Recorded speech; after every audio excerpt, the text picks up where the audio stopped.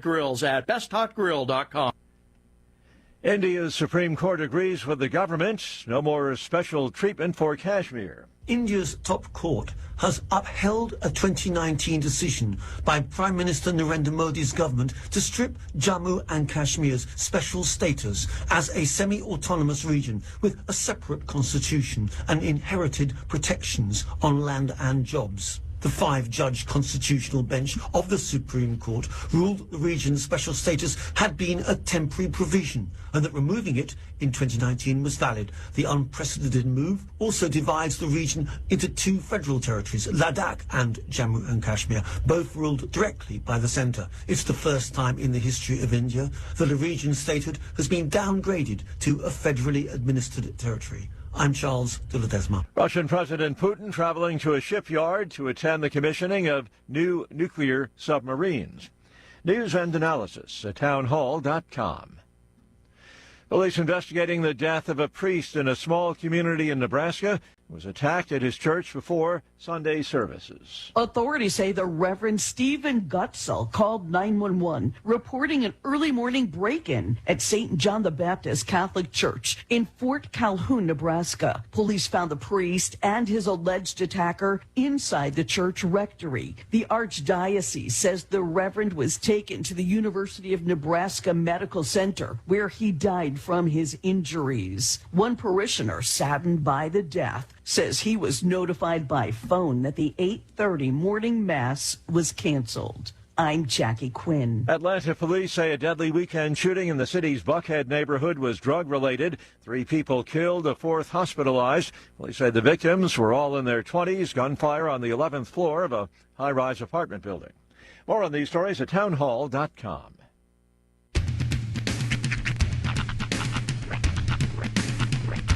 What in the wide, wide world of sports is going on here? I promise you, whatever scum did this, not one man on this force will rest for 1 minute until he's behind bars.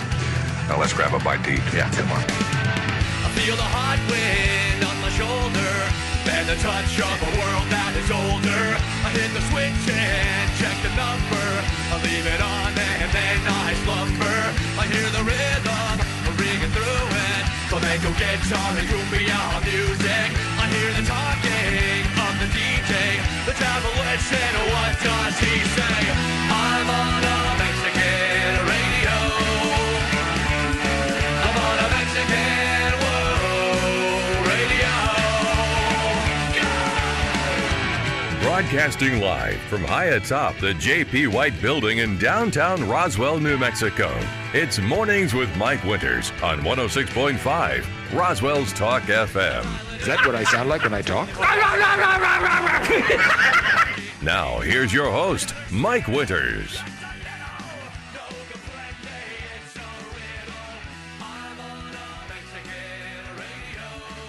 And good morning, one and all. Welcome to Mornings with Mike Winters. I am he.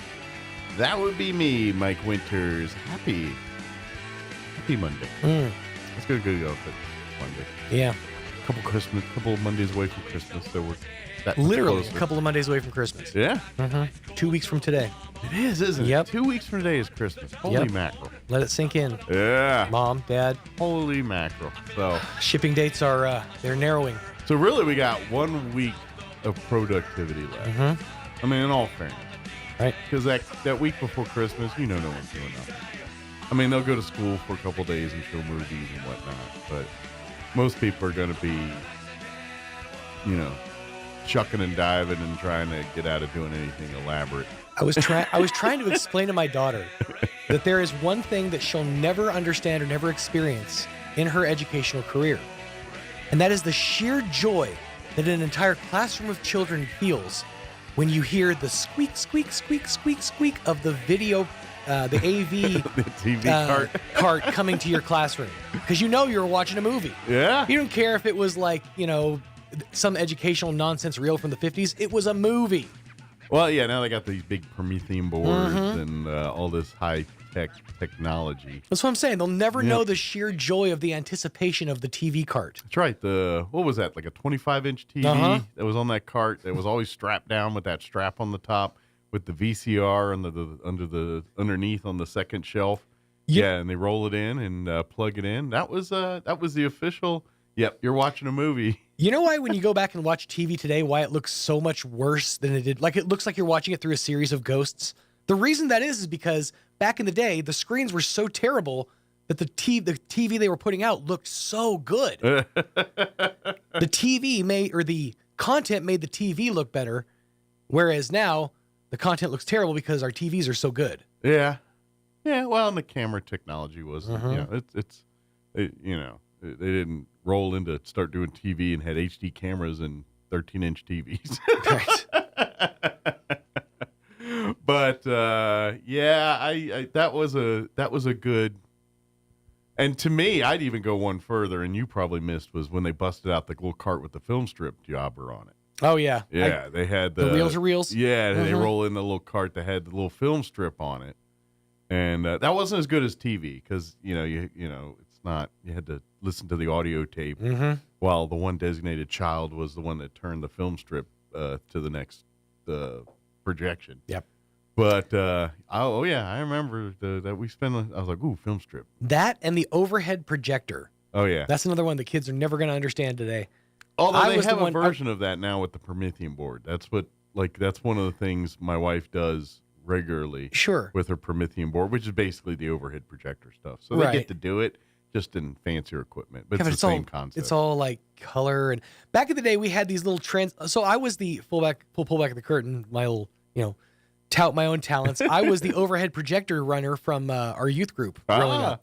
So I'd get this stack of clear, transparent lyrics for all these the worship songs that we would do, and I'd have to get them all organized beforehand, and you have to know how to angle it right and put them reverse and make sure that it's that it's centered, and there's a lot of responsibility that went into overhead projecting directing. I remember, and this is a Scout reference, when back when I was in Scouts, I was working on my Eagle project, and during your project. Another comment, but you have to do a service project to get your Eagle Scout. Right. So I was doing my service project, and you take lots of pictures, but I had to do a slide presentation. And so I had to go to the 1 hour photo mat at your Walmart.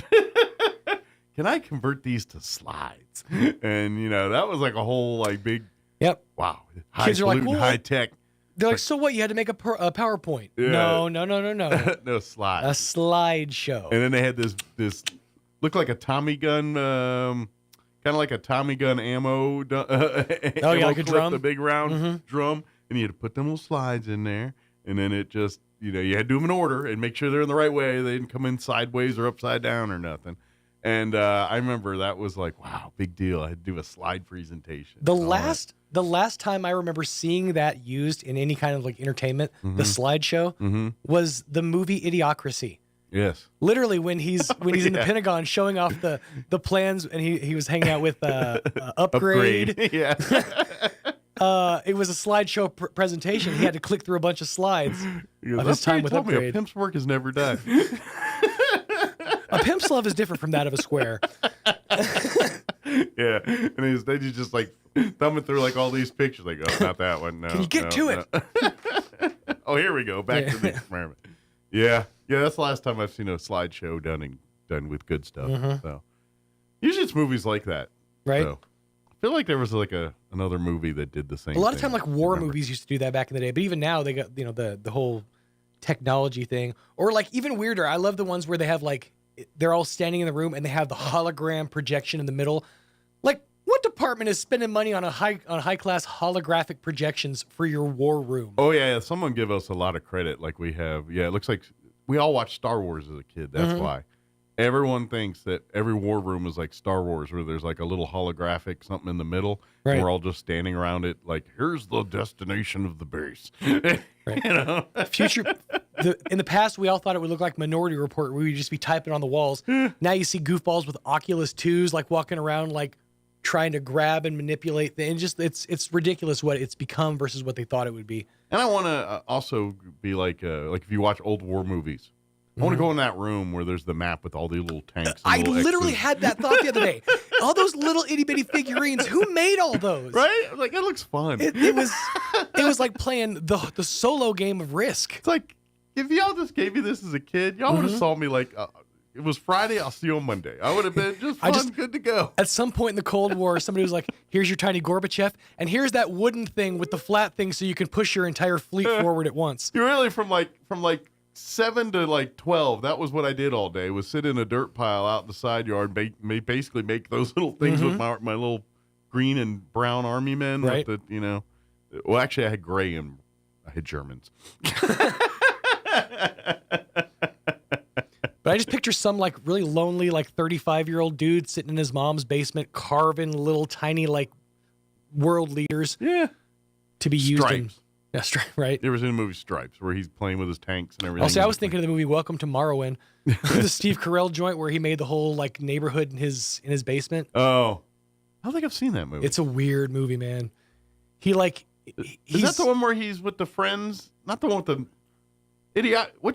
Well, he did the one where he made the one. That's the Dinner with Schmucks. No, not Dinner for Schmucks. That's the one where he did with the mice. Right. And he had to create the scenes No, with this the one, mice. it's a whole world that he created, Morrowind, that he because he hates the world around him. So I think I've seen he part of that projects movie. himself into this world of Yes, of and they're like Morrowind. Barbie people and stuff, right? And he's It's a weird. At one point, they make him look like an action figure, so he's got the weird. I never saw that whole movie, but I remember it was out and saw parts of it, and I was like, "This is a weird movie." It's a trip. And I think I watched 5 minutes on HBO. I said, "Yeah, this is weird. I don't want to watch this." I wouldn't recommend it on ayahuasca. Just for the record. Don't do it while you're on a road trip. With, got 12 cops chasing you. Recreational ayahuasca is a little different. Yeah. No. Yeah. I now that you're describing that movie, I remember now. Yeah. That's. I always chalked it up where the couple that movie. I always compared to when Sandler had his little minute where he was trying to do movies that aren't grown ups. Click and all those. Yeah. Spotless Mind or whatever or something or other. Yeah, where he's getting all artsy. You're like, all right, man. So just stick with the Billy Madison stuff. Yeah, Steve Carell had a weird period after The Office where he's like, I need to be serious for a minute. Yeah. Well, he does still do serious stuff. I mean, he did Foxcatcher. That was the Morning Show was another one. That was another one that was pretty serious role. Spoiler alert: he dies in that one. 7:50.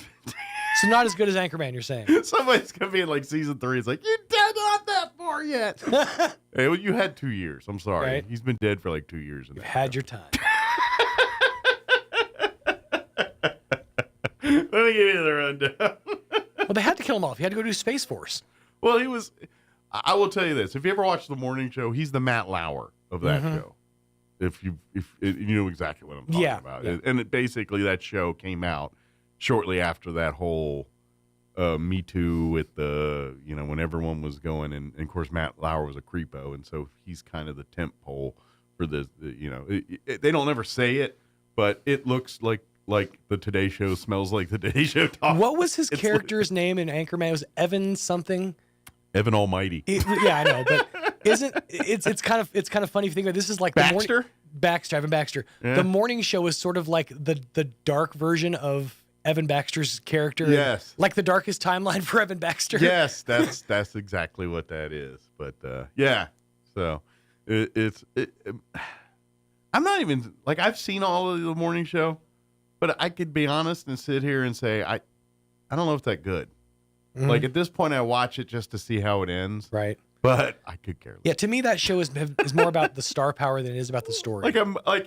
There's nothing else on. I'm like, all right, I'll see. Let's go catch the new episode of that. But I never was like, ooh, it's the new episode's out for the morning show. I got to catch it. Like Mandalorian or one of those. I'm like, oh yeah, the new episode. That one, I was like, I'll wait till there's nothing else on.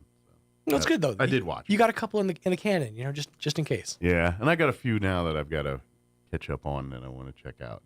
I got a little bit I'm caught up on Bass Reeves now. My wife and I got to do that this weekend.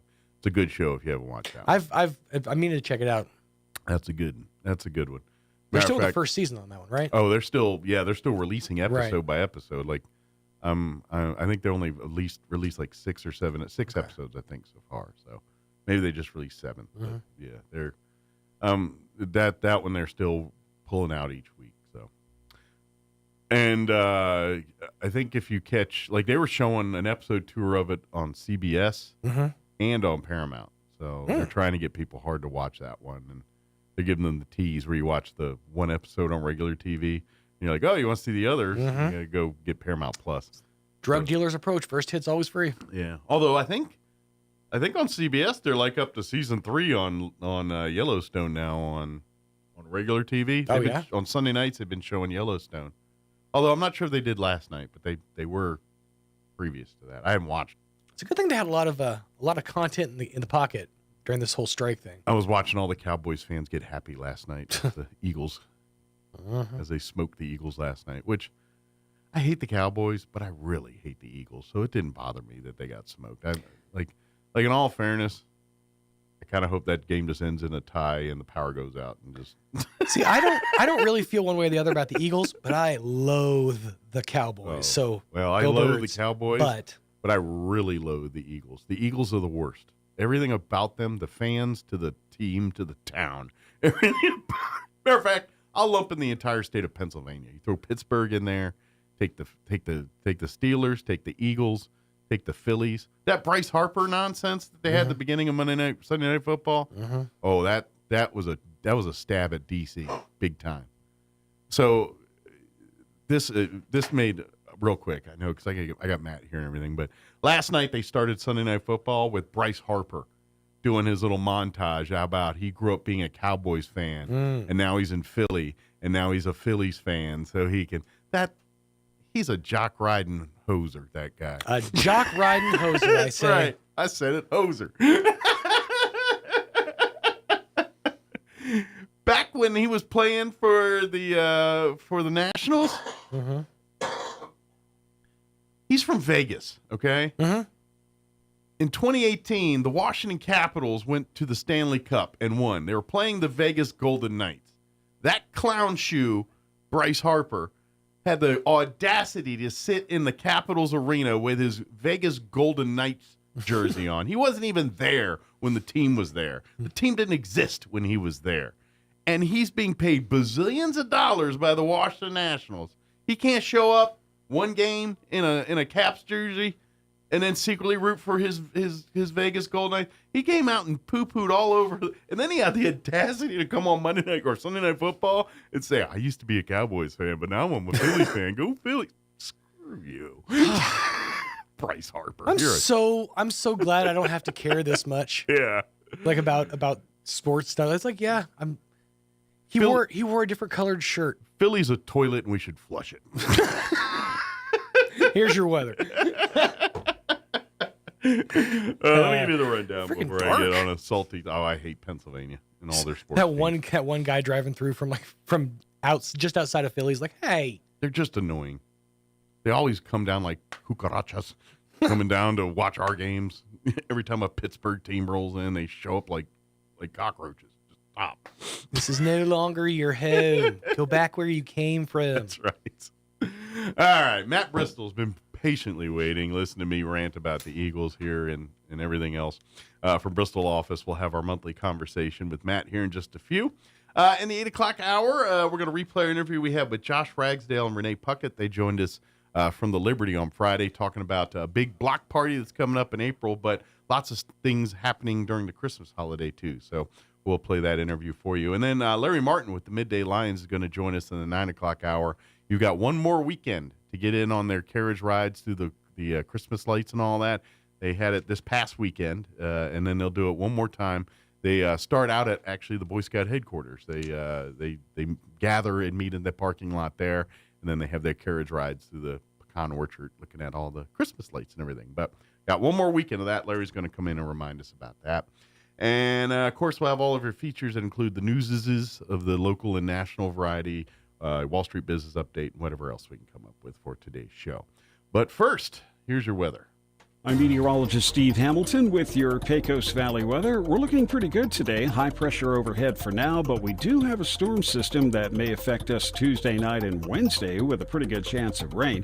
For now, we'll stay sunny, our high going up to about 60. Some clouds for the overnight hours with low 30s. Tuesday, we'll have some clouds moving in ahead of that low. We'll be in the mid-50s on the high, and then a good chance of rain on Wednesday, low 50s. That's your latest forecast. I'm meteorologist Steve Hamilton. Good morning, this is Smiley Wooten at the Roswell Livestock Auction. A big December run this week with a nice selection of all classes of cattle, especially high-quality native calves, light yearlings with condition, bred cows. We expect to sell 1,800 head, breaking down like this: 150, 175 weighing cows and bulls, 150, 175 pairs of bred cows, 1,400, 1,500 calves and yearlings. Today's sale will include 24 bred cows, excellent quality black white face Angus and Brangus cross cows, bred to Angus bulls, cows 4 to 7 years old, 35 bred cows, Cordova Ranch, Clonch, New Mexico, excellent quality black white face, red white face English crossbred cows, cows bred to Angus bulls, 5 to 10 years old. 56 calves, U-Bar Ranch, Silver City, New Mexico. Excellent quality black Angus cross calves, cattle weaned 70 days, 2 rounds of shots, 350, 450 pounds. 105 calves, Felice River Ranch here southwest of Roswell. Excellent quality English crossbred calves, cattle weaned 30 days, 2 rounds of shots, 525 pounds. 76 calves, Casabon Ranch, Hope, New Mexico. Excellent quality black Angus cross calves, cattle weaned 45 plus days, 3 rounds of shots, 575 pounds. 32 calves, Mr. Kendall Wilson at Carazoza. Excellent quality red Angus crossbred calves, cattle weaned 60 days, 3 rounds of shots, 600 pounds. 53 calves, Mr. Michael Bullock over at Tier C, New Mexico. Excellent quality black white face Angus cross calves, shots at Brandon, 450 pounds. 106 calves, Monte Oni, Mountain Air, New Mexico. Excellent quality black white face Angus and Brangus cross calves, shots at Brandon, 600 pounds. Of 29 light yearlings, Key Livestock right here at Roswell. Excellent quality black Angus crosses right off of grass, 750 pounds. Sale time this morning will be 9 o'clock. Sell pairs of bred cows 10. Be selling calves and yearlings about 11. We expect to sell 1,800 head here today. This is Smiley Wooten, Roswell Livestock Auction. Taking the first steps to getting mental health care can be difficult, but you aren't alone. At Artesia General Hospital, our compassionate team of experts specialize in behavioral and mental health services for teenagers and adults. If you or someone you love needs help, don't wait. We're committed to understanding your unique needs and creating a treatment plan that's right for you. Request an appointment at our Artesia or Carlsbad offices by visiting artesiageneral.com/you matter. Garlic has been around for thousands of years and is one of the world's favorite seasonings. Without garlic, most of our food would be dull and boring, kind of like watching C-SPAN. Hi, this is Jim Gill from Roswell Seed Company. If you like to cook and like to grow things, you ought to try growing your own garlic. Come by Roswell Seed Company and we'll show you how. And next August, you'll have fresh, homegrown garlic to make your food taste great and keep the vampires away. Here's a Mornings with Mike Winters fun fact. Bamboo plants can grow up to 36 inches in a day. So if you're told you're growing like a weed, you can say, "No, I'm growing like a bamboo." Here's Mike Winters. Except those bamboos you used to get at Chinese restaurants. Remember those? Like you get sometimes they give you a bamboo. I got once or twice. I could never get that. I'd try to grow it. That thing be dead in a month. You had the black thumb. I do. I can't grow anything. I can't even grow weeds. Good morning. It is 26 minutes after 7 o'clock. And joining us in studio this morning, Matt Bristol with Bristol Law Office. Good morning, Matt. Morning, Mike. How are you doing? Doing great. How was your weekend? It was good. It was nice and quiet. How was yours? Same as well. Yeah. No complaints here. And Cowboys fans are happy today, so no one's complaining in the streets around here. So we're all good. You and Sean were talking about elementary school, and the TV would come around with the VCR. Well, in my day, it was the projector with like the reels of film. Oh yes, the 8mm films. Yeah, I had some of that. Some of that early, but later in my career or school career, they bust out TVs at that point, VHS tapes. But early, we had the 8mm projector film. And those were too complicated to let the kids run. They actually had to have a teacher that was going to run that thing. Well, there's a whole projectionist union and everything else to run those kind of things. For folks that aren't familiar, Matt joins us each month to give us sage legal advice when it comes to, and a lot of it around family law, most of it, things like, making sure, family and business, I said, because we talked just as much about the different types of ways to set up businesses, from partnerships to LLCs and all that stuff, to just personal family planning stuff like, when it comes to retirements and asset protections and things like that, there's a way to do it. There's a way not to do it. That's right. Yeah. You always want to make sure you do it the right way. Yes, because if you don't, it will catch up to you at some point. If it doesn't today, it will at some point. So, unfortunately, it will out, as Shakespeare says, I think. Death and taxes, the only guaranteed things. And unfortunately, a lot of your financial planning and retirement planning and all that deals with the taxes side of things too. But that's what we do. A lot of that. Just give people good advice on what to do and what to avoid. What to avoid, how try to stay out of trouble is hugely important. The older I get, the more I think avoiding the wrong answer is more important than knowing the right answer. Well, in all fairness, Matt would probably have a lot less to do if people just planned a little bit. He would probably be out of work. Most likely. Or definitely a shorter day for him.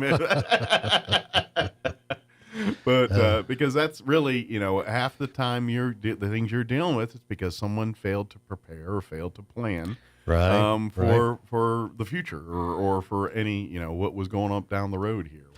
And this time of year is a good year to plan with the family, prepare with the family. You're seeing the family hopefully at some point. And I think that's a good time for mom and dad to sit the adult children down and say, we do have an estate plan, and they need to share with the kids generally what the plan is.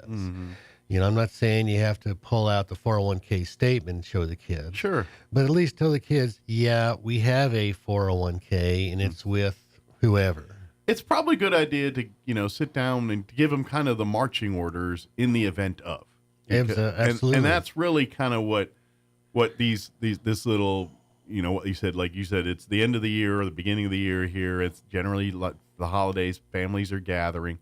What Matt's saying is take a moment, spend an hour, pull, like you said, the people that you want to aside and say, hey, this is what the game plan is, Maybe there's a file you keep at the house. This is the thing. It's got all the paperwork you need to do. Or if there's a safety deposit box. Yeah, we recommend safe deposit boxes because I haven't seen a bank burn down in a long, long time. Yeah. And, make sure a kid or two is on the safe deposit box with you. But, just like Elon Musk, if he stroked out tomorrow, they have a succession plan already in place for that. And mom and dad need to have a succession plan written out for the kids. Yeah. That says, whatever they need to say. And I would imagine, too, it's a good reminder for the younger family members to maybe start their own little plans for their families at some point. You're in there and mom and dad are showing you, okay, this is the will, this is the 401, this is an insurance policy, that whatever's in place. Hopefully it's a cocktail of those things. That's usually the best way to do that. And, whatever that is, but at the same time, it's that reminder saying, hey, you're 20 something now, you're just dating, now's the time for you to start putting together a little bit of this for your family at some point.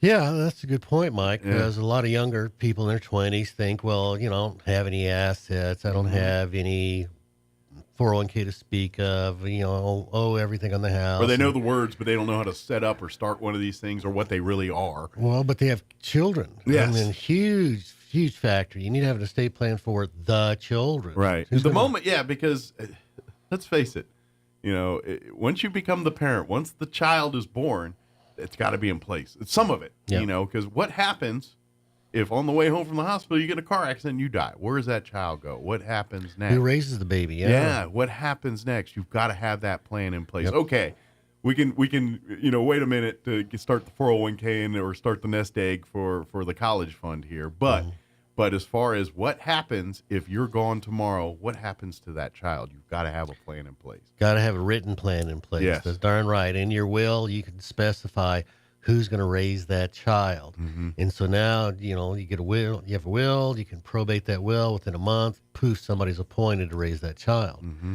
Otherwise, now there's a court battle over who gets to raise the baby. Yeah. And in the meantime, nobody has authority to take the baby to the doctor or anything else. Well, think about it too. Like say, everybody's happily married and everybody, but you're gone and your spouse is gone, and next thing you know, you got two sets of grandparents that are deciding on what, and they might not agree on what's best for that. And at the end of the day, it's what you wanted because it's your child. And if you don't have your wishes told there, then you kind of leave it up to other people. And that's... You just left it up to some judge to decide your child's fate. Yeah. Exactly. So this is why it's such a big deal. Especially if there is that little bit of, I don't know, then everybody gets along here. We need to... But even if they do, this is the type of stuff... Because let's face it, the grandparents may both want the best, obviously do want the best, but they may not agree. And you may agree with one or the other. And this is the point we're making, is to get your wishes done, you've got to put it in writing. Or it could be the no good brother-in-law who wants to raise the kid to get that Social Security check, pay for his beer. Sees it a meal ticket. Yeah. Yeah. So seriously. Yeah. You got to watch out for that stuff. There was all sorts of instances of, mom and dad pass away. Somebody wants to raise the baby and manage the baby's money, and poof, 5 years it's gone. Yeah. Yeah. It's you would hate to think your family would be capable of that kind of stuff. And I'm going to safely say probably most of your family would never do that. Mm-hmm. However, you've got to be prepared for the exception, not the rule. And this is one of those points, always be prepared for the exception, not the rule. Every lawyer's going to have a horror story about that. They sure will. Yeah. Yeah. So that's just part of good estate planning, preparing for things. We do recommend a safe deposit box, the wills, the powers of attorney, because it's off-site, and again, on the unlikely event you do lose your house or something, if you lose those documentation, it's really hard to replace or recoup some of that. Well, yeah, exactly. The worst case scenario is there's a fire, and so all that stuff just is gone now, and can't even look through the checkbook to see who mom and dad were paying like car insurance. Right. So if whoever's listening, you think about your mom and dad, do you know who their car insurance is with? Sure. And I'm going to give you a story on why safety deposit boxes are good, just from personal experience. Okay. I grew up in Maryland, D.C. area and all that. Well, a town about 10 miles south of the town I lived in called La Plata, Maryland. If it was out here, it'd be La Plata, but because it's East Coast, they call it La Plata. Well, about 15 years ago, they had a Category 5 tornado roll through the town. And it happened, one of the buildings in town was a bank. It leveled the bank, except the vault where they keep everything. It literally, the Cat 5, the whole thing was gone, except for that vault where the safety deposit boxes and all that. And everything was fine in that box, that thing. So for people say, well, what about a fire there? I was like, I saw one go through a Category 5 tornado, and their stuff came out fine. Now, the rest of the bank was gone. Yeah. But that vault and everything was still there. So, yes, they are better than your house. And I've had people tell me, oh, well, I've got this, fireproof safe, and it's, safes are only rated for a certain amount of heat for a certain amount of time. Sure. And then after that, everything inside is going to bake like a cookie. You've seen the World Trade Center. When metal hits a certain degree, it will melt, and there's no safe in the world that's going to stop that. Yeah, so the safe deposit box with the kids' names on it so they can get into it if something happens. And mom and dad, you don't have to have a 3-ring binder with a table of contents and tabs. Although if you like to do that, then God bless you. Yeah, God bless you. But no, hardly anybody gets around to it. Yeah. So if you pay your insurance by check, and you have an envelope and the return address says Farmers, and you write car on it, guess what? The kid's going to figure that part out. They're going to call Farmers and make a claim on the car. Making it as simple as possible will guarantee that you can get get your wishes done, but B, they understand what you're trying to do. And if you pay online, just print it out. Okay, so if it says you got a printout from and it says Geico, and you write the word house. Guess what? The kid's going to figure the rest of that out. At least give them some crumbs. Sure. But, most parents, their kids have no idea where the insurance is, where they bank, because they have more than one bank. Absolutely. And younger folks, be interested when your parents come to you with this stuff. Don't blow it off. I get it. You're like, I don't want to talk about death. I don't want to. Mm-hmm. I get it. But this conversation will save your bacon someday. It will, and it's just good business. Yeah. They got a plan for if Elon Musk dies tomorrow. They got a plan. And to be honest, in the world of technology and kids, you know what? Let them get their phones and record the whole thing, and they can hopefully have it. Because when they forget, because hopefully it's 30 years later, they got to access this information, not next week. Right. And so they could, the video, let's go to the video. And there's mom or dad explaining everything to them right there. Technology is great enough where that would be a good resource. I mean, legally, you can't do much with that. Don't use it as a legal document. But if you want to use it as a guide to say, in the event of my death, play this tape kind of thing. Yeah. But like the movies, if you want to do it that way. But, that might not be a bad idea. Say, hey, with the younger, especially, they embrace technology and thing, let them do a video of it while you're doing it together, just so you can have it as reference. When that event does come down. Yeah, that does not count as a will. Yeah, you can't use it in court and say, see what my dad said, this is what No, it don't work that way, because legally they don't know if there was a gun to his head or not at the end of the day. Or a gun behind the camera. Yeah, exactly. So that's why that doesn't count. But if you just want to use it to be a guide for your children when in that event happens, and so when I need to find this envelope, I need to do this. Why not? It's as long as you trust everybody and that the tape doesn't get to people that you don't want it to get to. But mom and dad should do this with all the kids present, so everybody hears the same story all at the same time. Always a little conflict.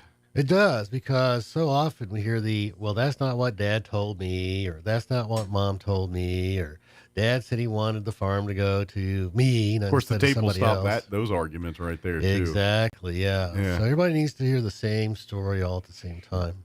Yeah, and but really, it's something that both sides should plan here. If you're the I guess the patriarch of the family here, then you need to sit down and talk with the people, or at the very least, put your financial people in touch and get them on page. So hey, when I die, go to my kids and do this. You've got to have if you don't, because I'm sure there's probably some families like, I don't know, my children will handle this, right? If that's the case, find somebody who will. Find someone that will, and trust them, and make sure you trust them to do that. In the safe deposit box, you can just throw in a bank statement. If you've got, CD here, a savings there, checking a third place, because that's not uncommon for people to have accounts at more than one institution. Just throw in a current bank statement in the safe deposit box. Again, you don't have to have a 3-ring binder. Right. And that is good for 7 years. So even if, mom and dad pass away, the kid pulls it out and goes to the institution and says, where's mom and dad's account? They say, well, mom and dad closed it. Well, there's a paper trail as to where it went. Right. So at least there's, crumbs. Yeah, they closed it, moved it here, or it was done. Yeah, exactly. Yeah. So. Yeah, there's a paper trail. It's very difficult to move money without leaving a trail. Absolutely. And then, but this really, it starts the process for what happens next.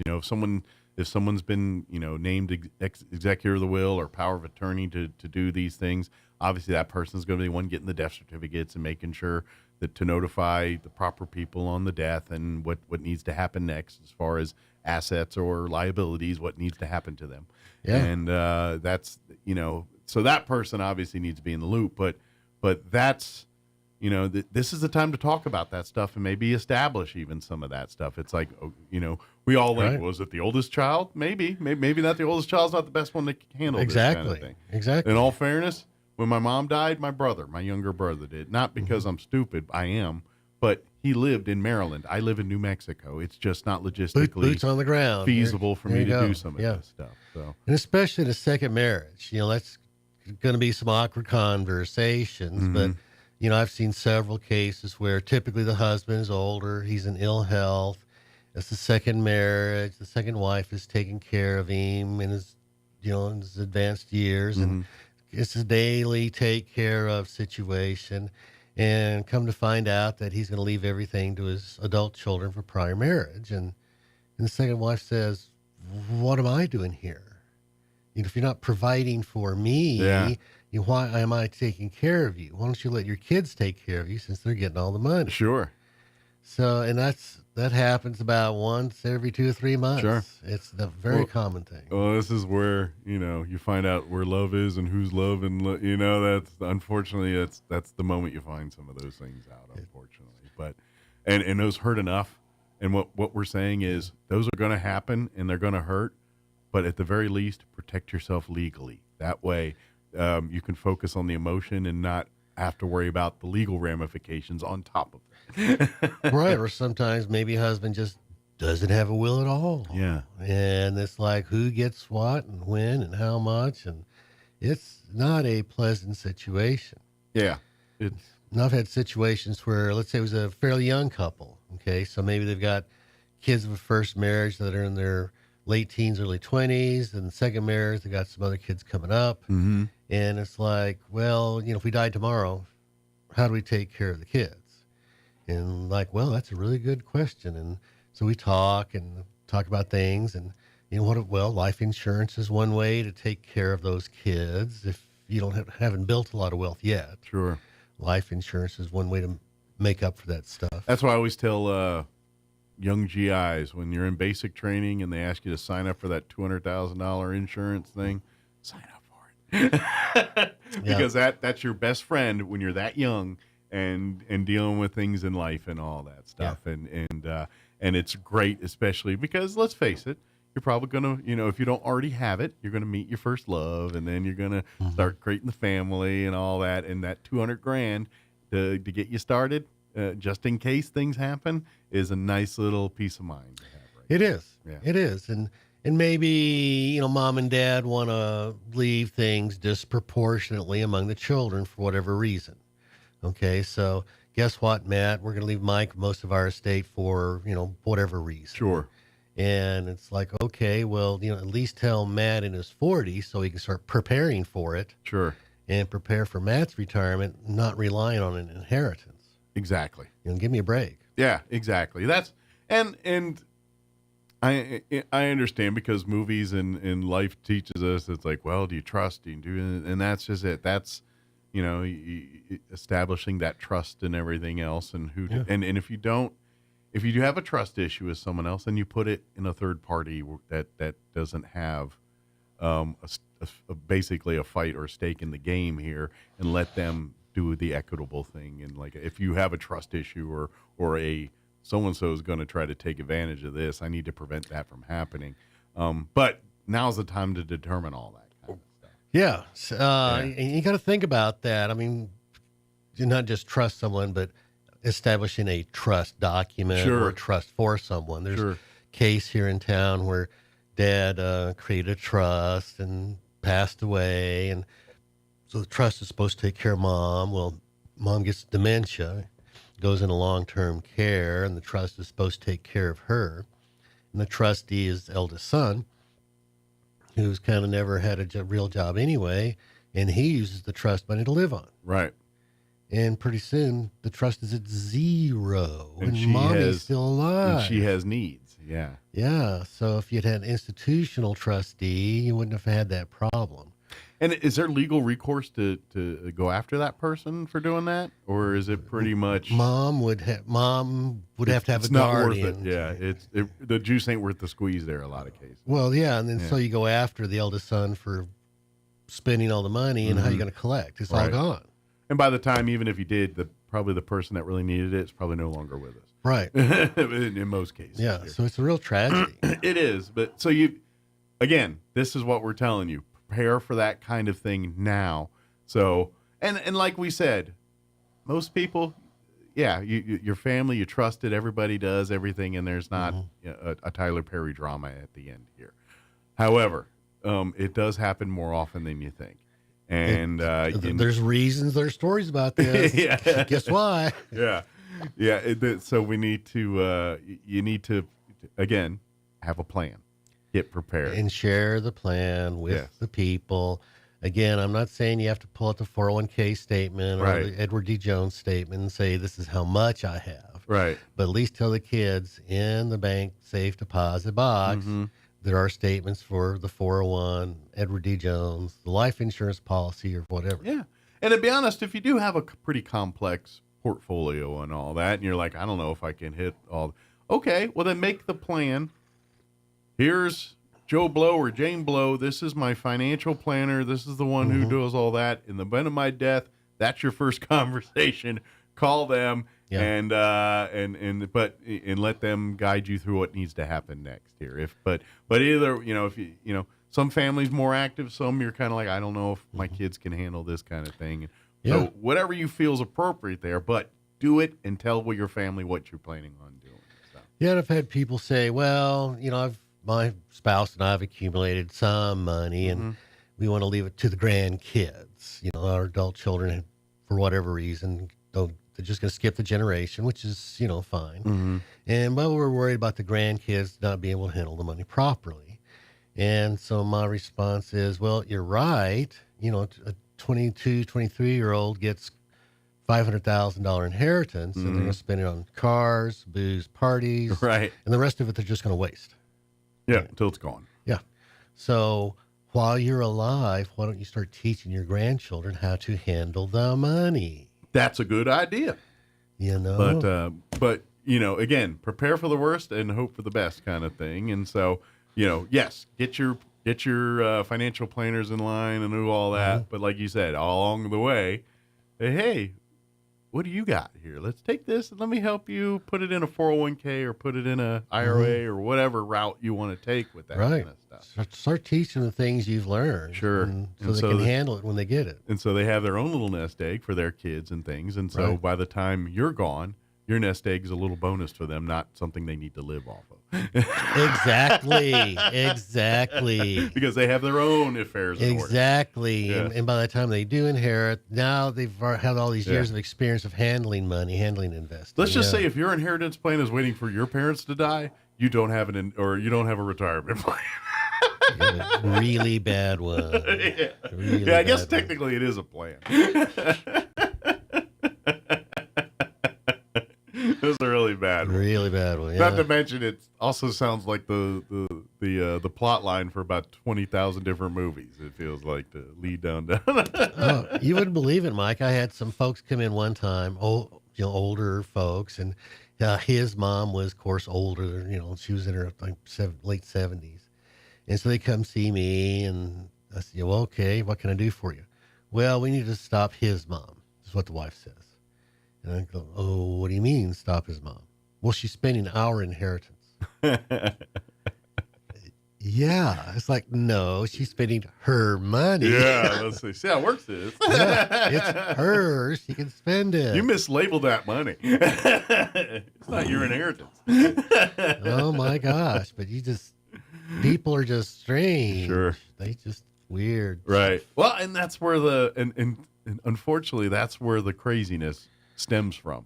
It probably started as a thought like that, and then it, people do what people do, and it perpetuated into this thing, and then the ridiculous happens if they just turn it over in their mind. Yeah, if so they don't, much, I don't know. If something doesn't stop all that process in between, So when you inherit, 401ks, IRAs, those kind of retirements, there's different rules for when a spouse inherits or a child inherits. Okay. Or a non-spouse. Okay. Could be child, grandchild, whatever. So be sure and talk to a tax professional.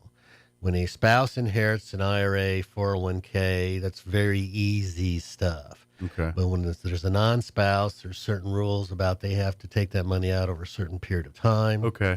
Because the government wants their money. Sure. Well, I didn't know if it also, because IRAs are generally for older retirement, and if you're getting that money to a younger person, they're going to have penalties or issues with it or something. I thought maybe. Well, if you leave it to a grandchild and they leave it in there for another 40 years, the government's not getting their money from the withdrawals. Yeah. Because, remember, when you and I reach 72 or 73, there's required minimum distribution. Right. The government requires distribution, so they get their tax money. So when you leave an IRA, 401k to a grandchild, they're required to pull it out over a certain period of time. I got you. Relatively short period of time, but that's why the tax professional's for. Talk to a tax professional. Uncle Sam will always get his taste. If you try to deny Uncle Sam his taste, you will find problems with that. It's just a good rule of thumb in life. Well, but the Roth IRA is a good thing. Yeah. Because actually the way Uncle Sam developed the Roth IRA is, when you put your money in, you don't get a tax break. So that was designed to increase current tax revenue. Gotcha. Makes sense. Interesting. So Kim, she's a teacher. She has teacher retirement. When she contributes, it's a mandatory contribution, but she gets a tax break for putting it in. Not a Roth IRA. There's no tax break for putting it in, so it increases current tax revenues. Okay. But in the future, your Roth and all your contributions and earnings come out tax-free. So that's about the only free ride there is a Roth IRA, 401k kind of thing. That's why you, and it's a good thing, ask your financial planners about that stuff. But there are rules. There are what you can do and what you can't do, and it's not, fluid money. And it's kind of set it and forget it type mindset would add to it, not pull from it on occasion. It's supposed to be there till it's designed for your retirement, not for it's not a bank account.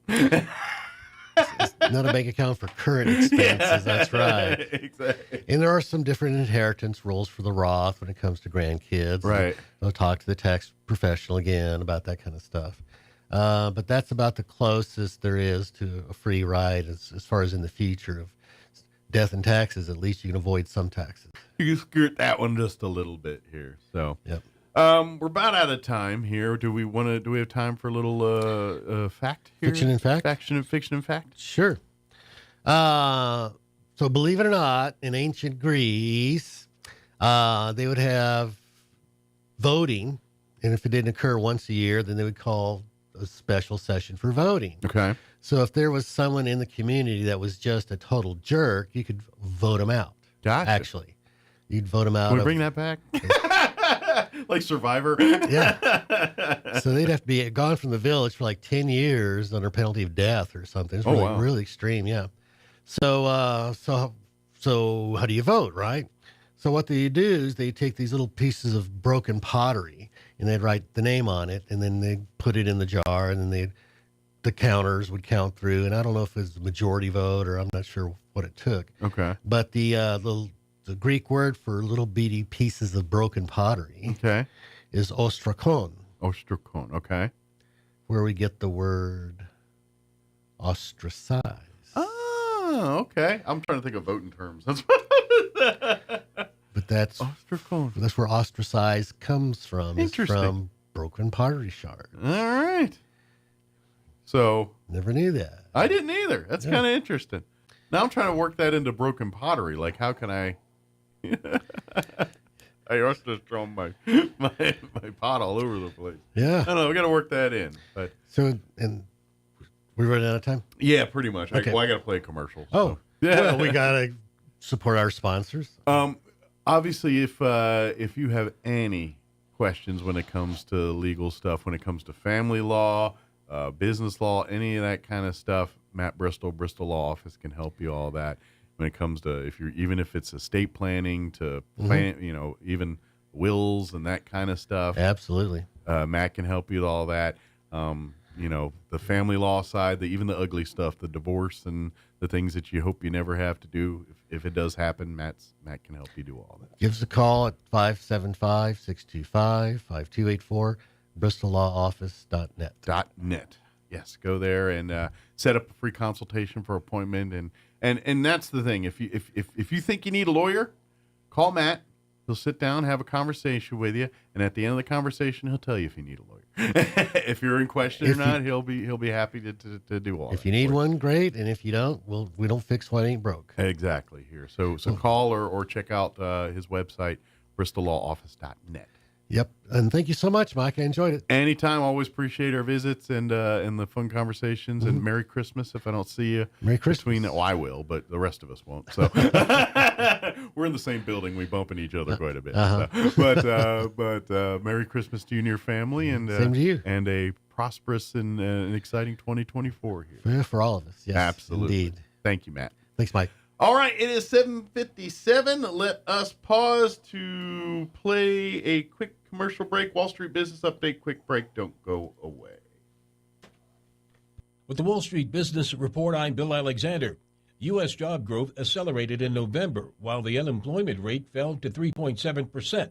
Signs of underlying labor market strength that suggested financial market expectations of an interest rate cut early next year were probably premature. The Labor Department's closely watched employment report on Friday, however, did not change views that the Federal Reserve's rate hiking cycle was complete. Oil prices were on track for a seventh consecutive weekly decline for the first time in a half a decade on concerns about surplus supply. But prices rose on the day after Saudi Arabia and Russia lobbied OPEC Plus members to join output cuts. Dollar General warned of constrained customer spending, especially in categories such as clothing and home goods, heading into the new year, even as the discount retailer beat analyst estimates for the third quarter. For the Wall Street Business Report, I'm Bill Alexander in Washington. Need new windows for your home? Beware of the sales gangster. Jennifer from Trustmark Roofing and Windows here. A sales gangster is a window salesperson with the mobster mentality. They intimidate, bully, and fast talk you into buying their less than quality windows during a 3-hour pitch. Think I'm kidding? Call a few window companies and see for yourself. Or you can skip the sales gangsters and call Trustmark. We have fair, no-nonsense pricing on our premium windows, and our appointments take only about 60 to 75 minutes. Just long enough to listen to what you need, show you your options, answer your questions, and give you a straightforward quote. Then it's up to you. We can take a no just as easy as a yes, but I'll guarantee you this. No sales gangsters. Sound fair? Call Trustmark Roofing and Windows for your no-obligation spring window assessment. 575-755-7663 or visit TrustmarkRoofPros.com. Trustmark Roofing, we put people first. Listen, fellas, I'm about to give you the skinny. Are you tired of not having anything fun to do to celebrate the new year with your gal? Well, here's the scoop. Friday, December 29th, the Liberty is hosting an evening of dinner and a show called Radio Razzle Dazzle. The show is set on New Year's Eve 1940 in a radio studio where you get to watch a live radio play being performed. However, the scripts are missing and the cast and crew have passed out or eloped and the sound effects machine is broken. So you'll get to watch and see if the remaining cast can pull off the radio event of the year. I hear it's a real gasser. This will make a perfect holiday date night for you and your gal. So ring in the new year in style by joining us at the Liberty Friday, December 29th for Radio Razzle Dazzle. Check out thelibertyinc.com for tickets. Brought to you by MW Entertainment and 106.5 Roswell Talk FM.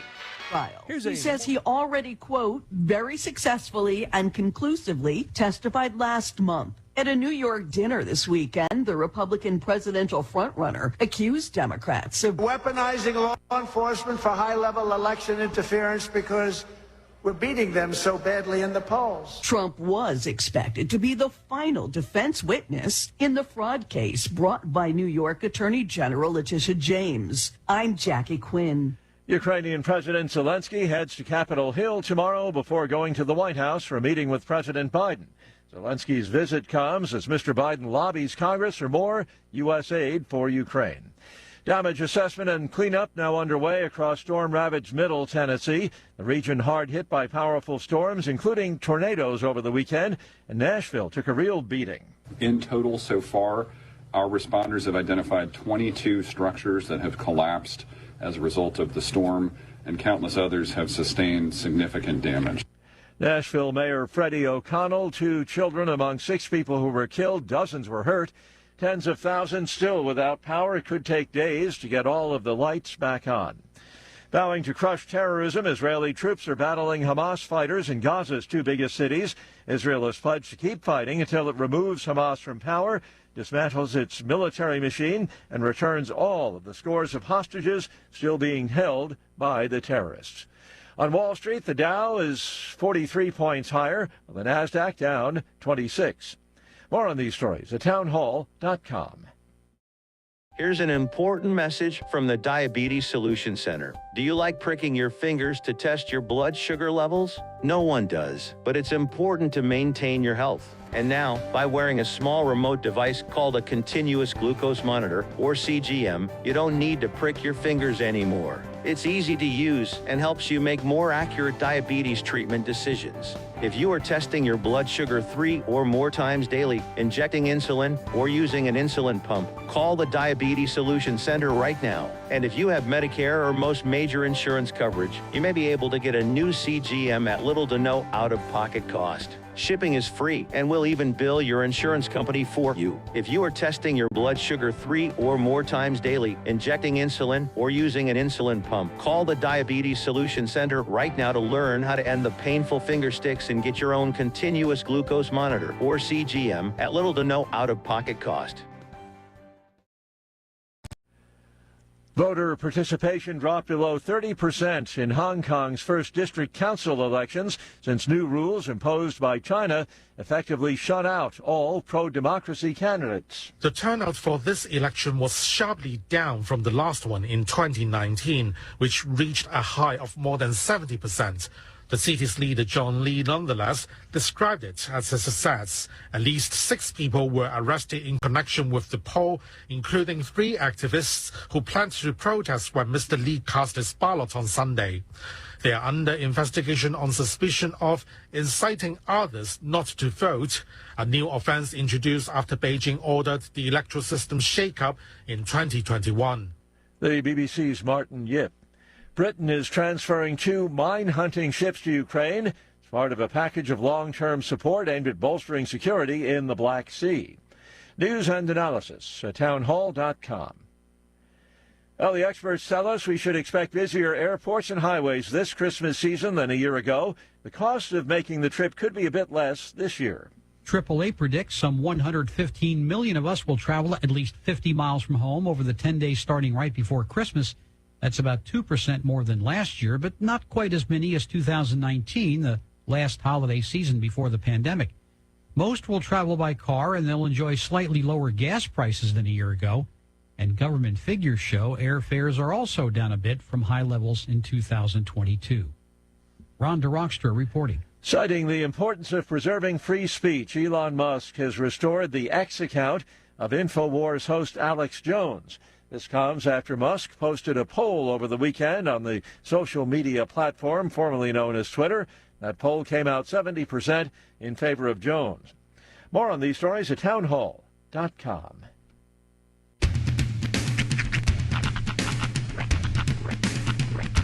What in the wide, wide world of sports is going on here?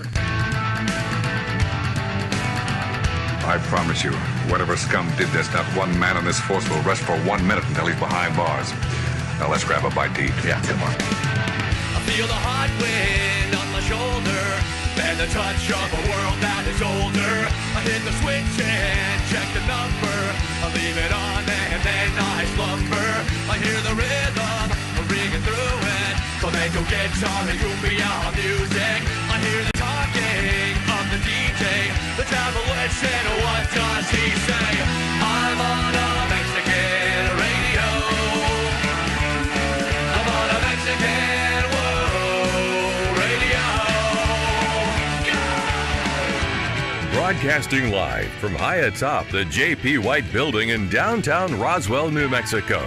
It's Mornings with Mike Winters on 106.5 Roswell's Talk FM. Is that what I sound like when I talk? Now, here's your host, Mike Winters. And good morning. It is 6 minutes after 8 o'clock.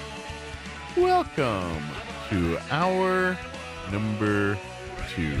The deuce. Of Mornings with Mike Winters, right here on 106.5 Roswell's Talk FM. Happy Monday to you. Hope your Monday's going well. I know it's Monday, but it's holiday. December, Christmas, 2 weeks away. Gotta have a bit of a pep in your step, right? Or a worry in your heart because you got 20 things to get done and not enough time to do it in. But is it still cool to hate Mondays? Yes, it's always cool to hate Mondays. Except for when it's Christmas. Monday. Then it doesn't count. It's not like a Monday. So.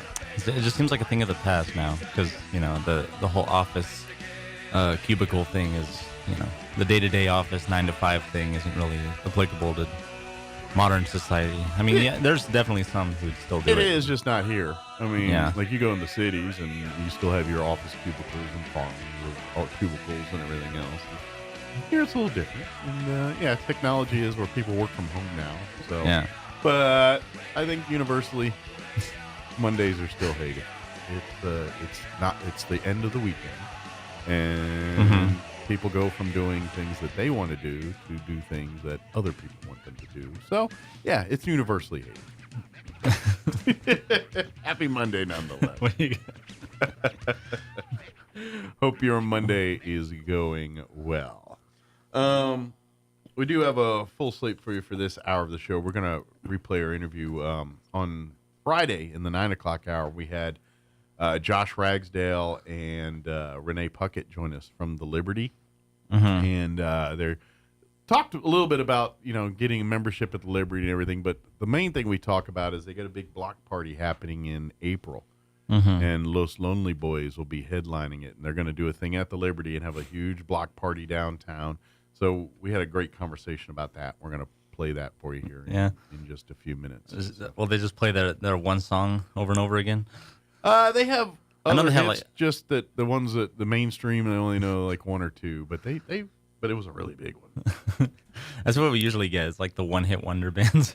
Yeah. Well, they've got a huge following. Like we got Red Jumpsuit Apparatus one time. Well, yeah, those are, but I don't know.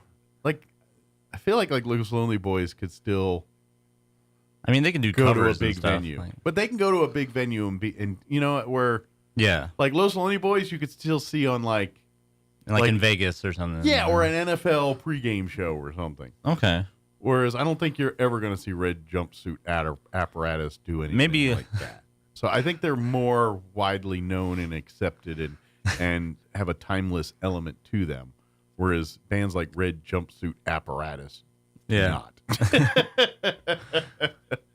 So that, there's a lot more people that have heard of Los Lonely Boys and know their song versus Red Jumpsuit Apparatus and their one hit. Fair. Well, it's even like, to be honest, the Rembrandts are another one. Yeah. Because their song was on Friends. Yes. It is way bigger than a band that didn't have a song on arguably one of the biggest television shows in the 90s. Well, most people don't even know about the band's name. They just know the song. Right. Exactly. And couldn't name another Rembrandt. So if you told them like the Rembrandts are coming, it's like, well, who's that? Right. Well, they did this song. So. Well, and it's kind of Big Bang Theory did the same thing. Smash Mouth them had they've got hits. Yeah. But that song everybody knows through the back of their hand. You mean the Bare Naked Ladies? Yeah, Bare Naked. I'm sorry. I always lump those. Okay, Bare Naked Ladies have a whole repertoire. They do. Of hits. They do. They have hits. But most people know the Big Bang Theory. And then Big Bang Bang. That put them on the map. 1 week put them on the map. But what I mean by that is put them on the map universally. Prior to that, I think a lot of people that liked pop alternative rock music knew their music. But people that never listened to that or country or any of the other probably would have never known it. But then Big Bang Theory puts the song on there as their theme song. And now people that don't listen to rock or alternative or pop or any of that, people that listen to country or people who watch daytime television. Are now knowing what that song is and everything else. Okay, I can see that. It hits a much broader audience when you do that. And Los Lonely Boys have hit that, whereas the other bands have not. Well, Bare Naked Ladies does like a lot of cover grounding. Oh yeah, and that's probably why they ground were covering a little bit bigger. I get what you're saying. They were a little bit bigger than the average one of those bands, but at the end of the day, they were still only big in the genre. They weren't big globally. Like they do a lot of like YouTube nerd stuff. Yeah. And Big Bang Theory made them big globally. Yeah. They probably got events and gigs that they would have never gotten had the Big Bang Theory didn't have them as a theme song. That's just the truth. I think it made a band that was already popular, and that's the bottom line. Global is what I mean. It's no different than Michael Jackson or something. Michael Jackson, big in that thing, and then certain things made it where he's global. I don't even think it's the songs. I think it's just everything else that kind of came with it. And then he does. And then when you talk about Michael Jackson's biggest thing, it's always the biggest, the Super Bowl performance, the thing that, you know what I mean? It's the tent pole things. And that's what makes superstars, is because they can do the tent pole thing. And now Bare Naked Ladies could do that because of Big Bang Theory. They couldn't do that prior to the Big Bang Theory song. I don't know. I'm still on the side of they were always big, They were big in their own. In the 90s, they were very big. In which they were in, they were a big deal in that pond. They were as big as Smash Mouth. They got in an ocean. They left their pond and went into an ocean as soon as Big Bang Theory put their. No, I don't think it was. It was more not even a pond. They were as big as Smash Mouth in the 90s. I don't think, but they weren't going to. Whatever fame they had went 20,000 fold the moment Big Bang Theory was a hit and they were using the same song. I can agree there. And yes, they had a following. They'd be fine, but the world wouldn't remember them the way they would be remembered. Had it not been for Big Bang Theory song. They would have been like, oh, and they would have their base of fans, and then 20 years from now we would have saw them at the fair circuit going, oh yeah, I remember those guys. They were pretty good. But now they're at another level because their song. And they're probably still getting paid. Every time you see the intro to Big Bang Theory, those guys are getting check. So, it's way different. And I'm telling you, they wouldn't be getting residual checks like they'd be getting had it not been for that Big Bang Theory. Well, yeah. Yeah. No, they were only so lucky. There's probably a reason we don't need to see the Rembrandts doing concerts and everything, because they make so much bank every time Friends comes on. That they don't need to do a concert. And see, they probably did that song for cheap too. So Chuck Lorre was think probably. About it. You don't see the Rembrandts hanging out at doing the fair circuits and all those things like you see all these other bands because they don't need to. They have a song that was the hit song on Friends. That pays well enough. If they want to go out and do it, they can, and that's probably what they do. They probably do clubs around their little thing or whatever. But they don't have to because they had a song that was on one of the biggest shows of the 90s. And same, here with Big Bang Theory. With Bare Naked Ladies. Biggest show of the 2000s. BNL. Guess what? You don't have to do the fair circuit anymore. So, we probably should get our interview going, so I better shut my hole. Sure. Like I said, Josh Ragsdale is going to join, or we're going to play the interview with Josh and Renee from the Liberty here talking about their big block party and all that. Before we do that, though, let's get you up to date on the weather. I'm meteorologist Steve Hamilton with your Pecos Valley weather. We're looking pretty good today. High pressure overhead for now, but we do have a storm system that may affect us Tuesday night and Wednesday with a pretty good chance of rain. For now, we'll stay sunny, our high going up to about 60s. Some clouds for the overnight hours with low 30s. Tuesday, we'll have some clouds moving in ahead of that low. We'll be in the mid-50s on the high, and then a good chance of rain on Wednesday, low 50s. That's your latest forecast. I'm meteorologist Steve Hamilton. Thank you, Steve. Yeah, it's a little roller coaster this week, but not necessarily a bad thing. Currently 37 degrees here in Roswell. Humidity is at 33%. Winds are out of the northwest at 5 miles per hour. Today, pretty nice. Mostly sunny. 62 for a high today. Winds will be out of the northwest at around 5 miles per hour. Way better than the winds we were getting over the week. See, that's what, yesterday and Saturday, if it wasn't for the winds, it probably would have been nice. But that wind was cutting cold. Not so much today. Mostly cloudy tonight with an overnight low of 28, so we'll be chilly tonight. Southeast winds at around 5 miles per hour. Mid-50s tomorrow, mostly cloudy, 56 for a high. Winds will be out of the north, 5 to 10 miles per hour. And then tomorrow night, there's a slight chance of rain, 30% chance of showers, and they're talking after midnight. Could see some fog rolling in as well. Mostly cloudy with an overnight low of 40. Wednesday, like Steve mentioned, good chance of rain. We're looking at a 60% chance of rain for the afternoon on Wednesday. Patchy fog till about 9 a.m. Skies will be cloudy for the day, 53 for a high with northwest winds at around 5 miles per hour. Wednesday night, they're just saying rain, 90% chance of rain with an overnight low of 43. And then Thursday, 90% chance at rain, showers and thunderstorms, high of only 46. 40% chance at showers and thunderstorms Thursday night, mainly before midnight. Mostly cloudy with an overnight low of 34. Friday, a 20% chance of showers, mostly cloudy, 48. And then we'll be floating in the low 50s, 52 on Saturday, under sunny skies, sunny and 59 for Sunday. But looks like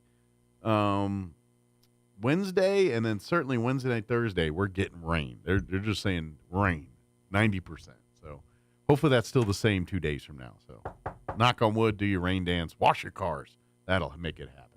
All right, 18 minutes after 8 o'clock, we're going to take a 3.5-minute break. Then we're going to play our interview with Josh and Renee from the Liberty on the other side. Don't go away. You're listening to Mornings with Mike Winters. Asian Market brings the flavors of the East to Roswell. The market side has lots of new and different items, including new sauces and noodles to enhance your Asian dishes, plus new snacks and more. And the restaurant inside Asian Market has all Nook's favorites from 11 to 5, like wontons, egg drop, rice or noodle soup, crispy calamari, and the best barbecue fried rice in town. Dine in or call ahead for easy pickup. And find Asian Market on Facebook for updates on open times and specials.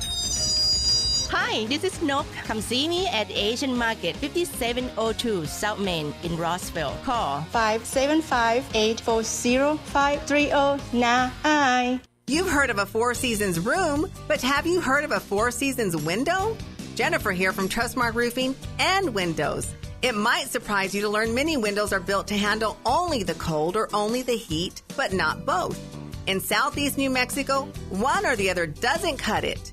That's why Trustmark windows are built to handle our Four Seasons climate, the scorching summers, the bone-chilling winters, and everything in between. Special glass coating blocks extreme UV rays, a stout frame prevents warping from the extreme weather changes, and insulated glass is like putting your home in a giant styrofoam cooler in the winter and keeps cold out and warmth in. And in the summer, it keeps heat out and cool in. For our Four Seasons weather, get Four Seasons windows. Call today for your no-obligation spring window assessment, 575-755-7663, or visit TrustmarkRoofPros.com. Trustmark Roofing, we put people first. They're watching you. They see your social media posts. They follow your family, your friends, and your interests online because they're planning on taking your money.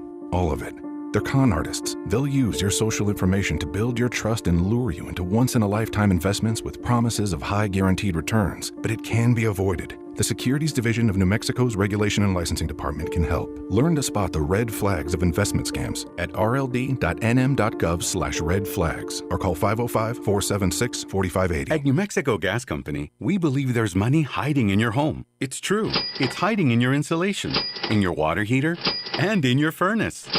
And New Mexico Gas Company can help you tap into that money with rebates up to $800 for high-efficiency natural gas improvements. Your energy costs will go down, and your wallet will thank you. We're New Mexico Gas Company, and we provide energy efficiency solutions to save you money. That's why we're here. Learn more at nmgcgetrebates.com. Here's Chip Davis, founder of Mannheim Steamroller, with today's Christmas Countdown. And yes, St. Nicholas was real. A kind and generous bishop who lived over 1,000 years ago in ancient Turkey. And each Christmas, he gave gifts to good little children. The Dutch brought his legends to America. They called him Sinterklaas, their way of saying Saint Nicholas. The British heard it as Santa Claus, and from that, the legend began to take hold.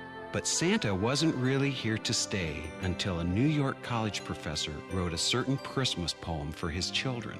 It was the night before Christmas when all through the house not a creature was stirring, not even a mouse. I'm Chip Davis of Mannheim Steamroller.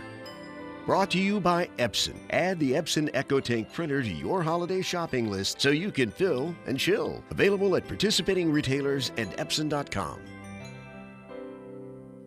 Here's a Mornings with Mike Winters fun fact. The ball on top of a flagpole is called a truck. Mess with your friends today by pointing at a flagpole and say, "Hey, check out the truck on top of that flagpole." Here's Mike Winters. And good morning. It is 19 minutes after 9 o'clock, and joining us in the studio this morning from the Liberty, Josh and Renee back with us. Good morning, guys. Good morning. How are y'all doing? Y'all look, y'all been busy, but you don't look too tired. I mean, like, there's like 20 events going on at the Liberty all the time, but you don't look like you're, too worn out. But I'm guessing, with all the events going on, you guys are pretty stretched thin sometimes. Part of the deal. It is, with lots of stuff going on. Of course, we have a lot of events coming up here in the Christmas month here. So if you go to thelibertyinc.com, you can definitely get tickets for all of the. I know there's a couple of Christmas events coming up here over the next couple of weeks here. You can get your tickets there at the Liberty Inc. Boom, very simple, very easy. Order dinner, go along with that. That's the entertainment's great, but the food is just as much part of the experience, and you got to do for sure. So good deal. But I think today we want to focus on an event that's a little farther down on people's radar here. Talk a little bit about this block party you guys are putting together here for now. Don't worry, folks. It's not like next week. So you're like, oh man, I don't know. It's April, so this could be a good Christmas gift, especially if you're a fan of the particular things we're about to tell you about. So we today at 10 a.m. So in 45 minutes. All right. We have what we're calling Rock the Block. Goes on sale on April the 6th with Los Lonely Boys as the headliners. They're kind of a big deal. Yeah. And then Shiloh from Artesia. Nice. Who are some of our they're friends. Kind of they have a huge following in Southeast New Mexico. And then Robin Scott. Who also has a huge following in Southeast New Mexico. It's 3 bands plus vendors, beer garden, food trucks, fun times, block party in downtown. So we're going to be doing it in the Liberty parking lot. Okay. So think of it like festival style. Yeah, which is a public city parking lot. Yeah. So it's right in the heart of town. Right in the heart places, plenty of room. Right in the heart of downtown. Yeah. So the idea is that it'll generate commerce for all of our vendors downtown, our hotels, restaurants throughout the city, as well as having a fun experience. It's kind of like having like your chili cheese festival or one of these one of our tentpole events downtown, but it'll just be like a block over. So it's April 6th. It's a rain or shine event. Okay. We're going to do doors at 3 p.m. Okay. We have to be done by 10 p.m. because of noise ordinance. Ordinances and all that. But should be a fun night, Should be a lot of fun. And I'm telling you right now, even if you're the Los Lonely Boys fan and all that, come early for the other bands. If you have never seen Robin or Shiloh perform, you're in for a treat. They're, to be honest, both bands, I think the only reason they're not bigger names is because they chose not to be, if that makes sense. Yeah. You know what I mean? Yeah. I know especially with Robin, he writes his music and I know he's had lots of opportunities to, I guess, sell out for lack of a better term, and he doesn't. So you're in. I'm telling you, the quality of music from the start of the lineup to the Los Lonely Boys is top level stuff. It's gonna be great. So we're excited. And Robin's having he's having some sort of surgery. I don't know exactly what it is, but okay. I know he should be good for April. I think this will be like his first show back. Oh, okay. So kind of a comeback tour for Robin here. So we're really excited. I think it's something that we're calling it first annual because the vision is that we will continue to do Make this a tradition. One a year. So we've done things like LibFest and a few other things that have really kind of taken off and kind of evolved into their own thing. Yeah. So hopefully we can create Rock the Block as a annual event. Absolutely.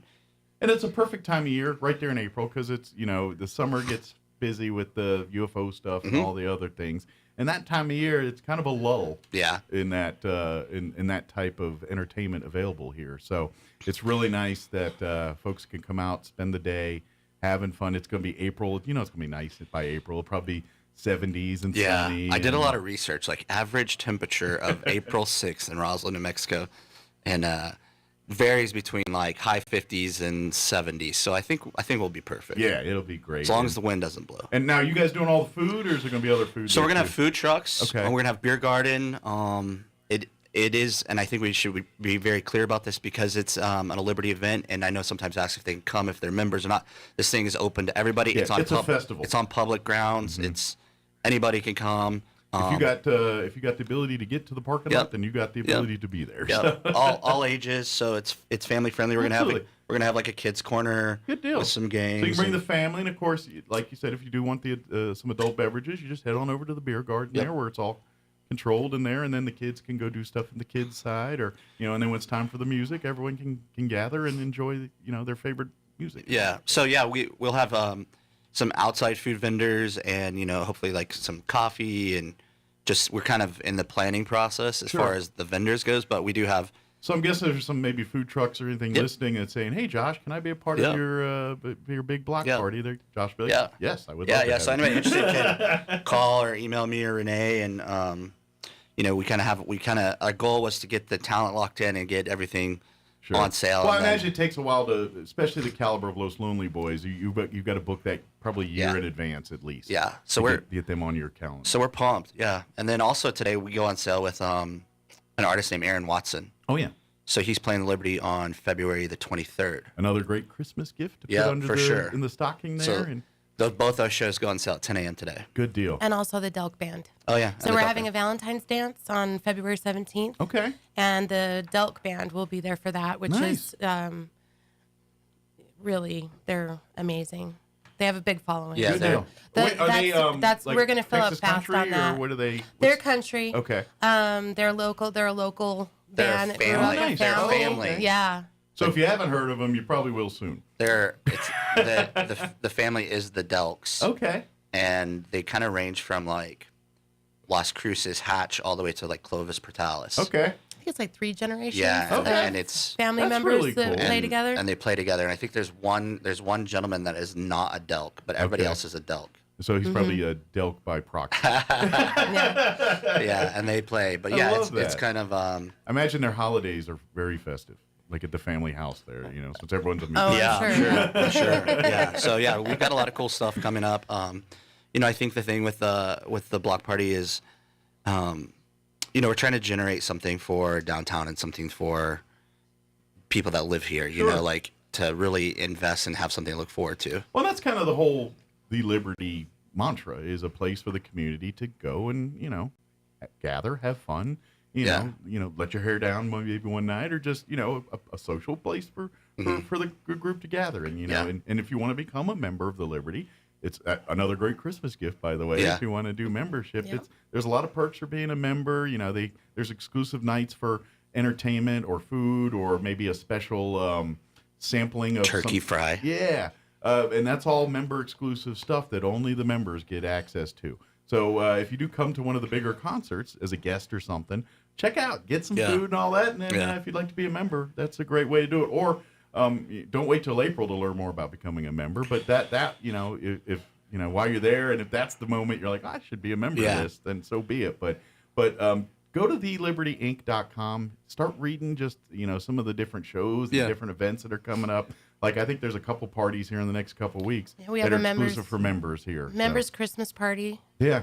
Yeah, we have a members party, and then we're going to do like some karaoke, and then we're doing this pop-up shop with kind of a last-minute little shopping thing with some local vendors as well. And it's kind of like the block party thing, but we're anticipating a couple thousand people as opposed to 100 or 200 or whatever, right? Yeah, so this will be a slightly bigger. Yeah, this is a festival. This is just like you would see UFO festival or anything else on the courthouse lawn where there's 1,000 people hanging out and enjoying food and music and everything. Yeah, and like I'm born and raised here, and so I trying to generate things outside the UFO festival and like economic drivers for downtown that are not during that time frame, because like you said, it's kind of an odd time. Like, there's not a whole lot going on. It's a lull between the storms of other events. Yeah, I know, like spring break and summer kind of. Yeah, like we get a lot of like tourists for spring break, but then after that it kind of dries up until you really hit kind of like the summer season. Well, and plus we are a destination city for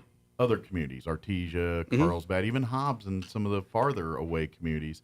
And so I would even say events like this draw those, especially when you bring in an act like Los Lonely Boys that, let's face it, has an international following. Yeah. There's going to be people in Carlsbad that say, oh, dang, I just got to drive to Roswell to see Los Lonely Boys. I'm going to go see Los Lonely. You know what I mean? For sure. So not only does it really spawn, locals to really check out their own neighborhood, but it does bring in outside revenue and people. What is tickets like? Is it $25 or $30 for the GA? They are $35. $35, and that's for an all-day festival, all day. Music and everything else. Go price that any other festival. Yeah, and then we'll also have VIP we do have tables and so if you want a more swag experience for the event. Well, more of like if you're a super fan and you want to be 3 feet from the stage, that's kind of the you want to VIP catch the thing. sweat of those little boys. So we're pumped, and like I said, hopefully that we can continue to do these more often.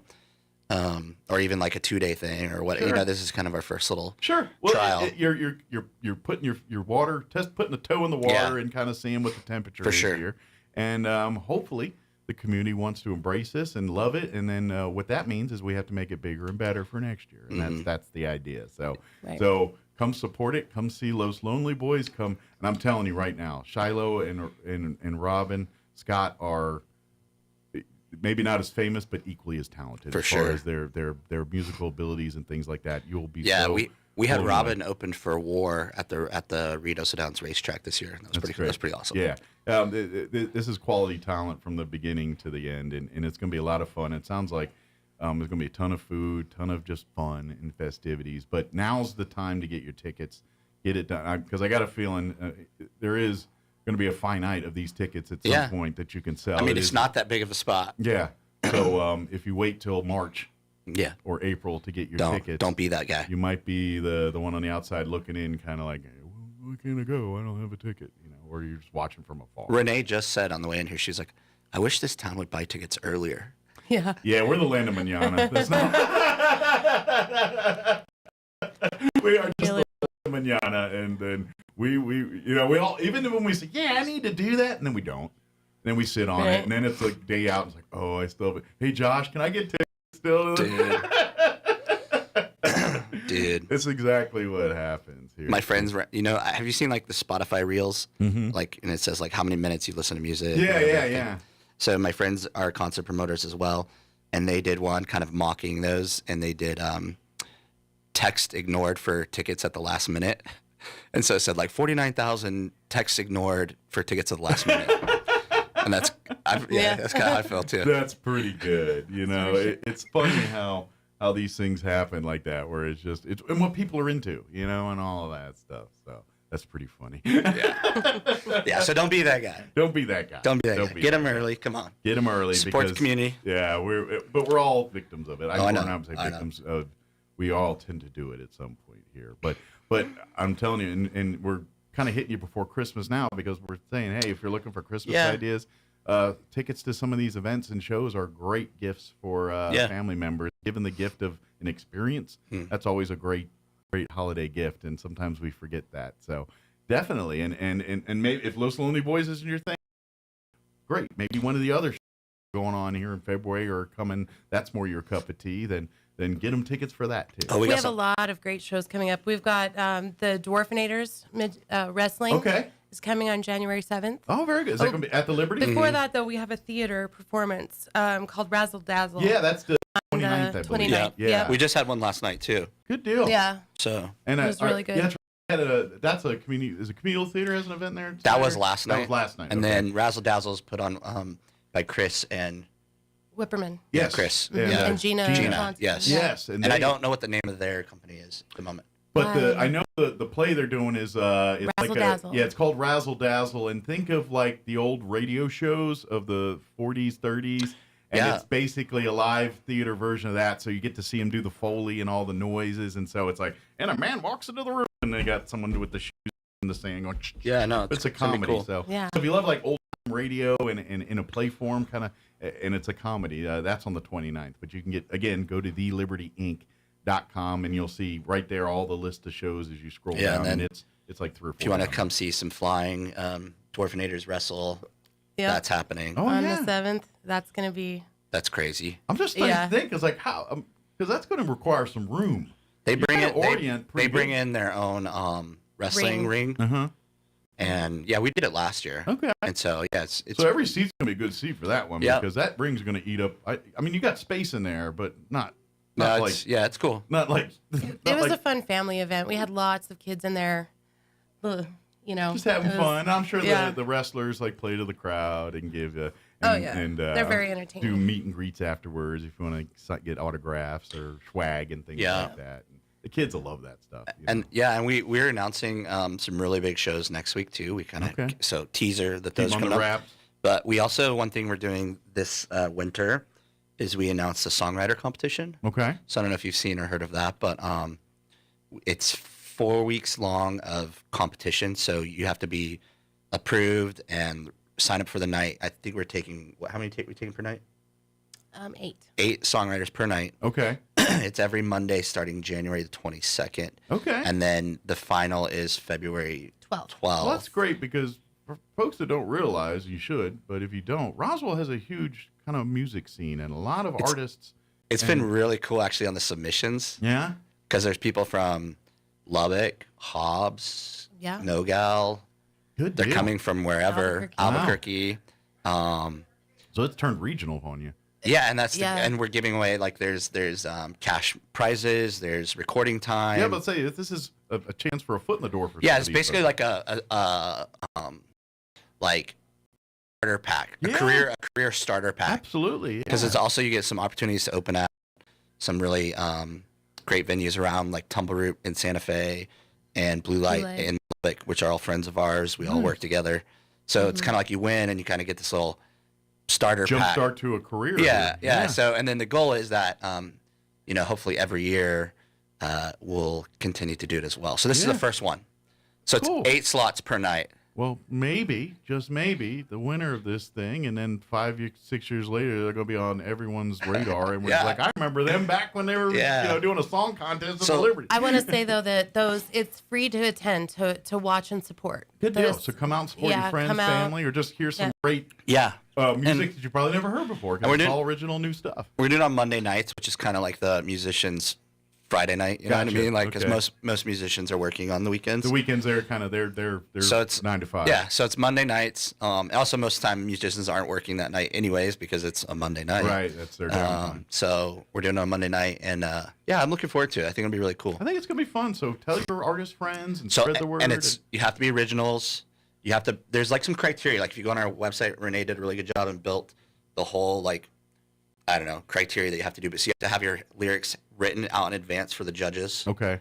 You get 2 songs.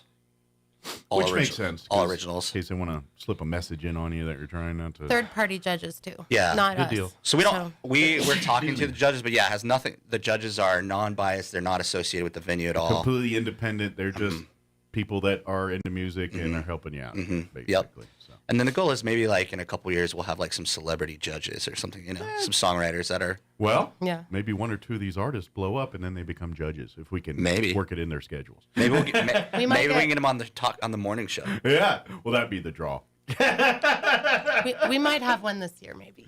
Good deal. Maybe. Good deal. But start percolating. Start signing up now. Yeah. Start go to thelibertyinc.com. Yep. You go to our website and then there's a tab and it says songwriter competition. You just click it. That tab. It's got the rules and the sign up. The rule, the entry form, and then it asks you what date you prefer. So because now is it for solo artists or bands or all of the above? Just solo artists. So primarily you and a company. I don't know what you and a guitar. You and a guitar or piano or something. Yeah. Just one instrument. Just super simple and the song. Unless you're one of those guys that can play harmonica, guitar, and tap on a drum with their foot or something. Yeah, I've seen those guys too. They're like a whole one-man band. Yeah, it's crazy though. We kind of were stagnant, and then I would say in the last 48 hours, 72 hours, we've received a lot of entries. Land of Manana. Mm-hmm. Oh my gosh. Yes. We're gonna fill up.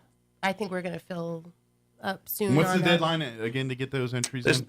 There's no deadline. It's just we're only accepting 8 per night. So let's say you wanted January 22nd.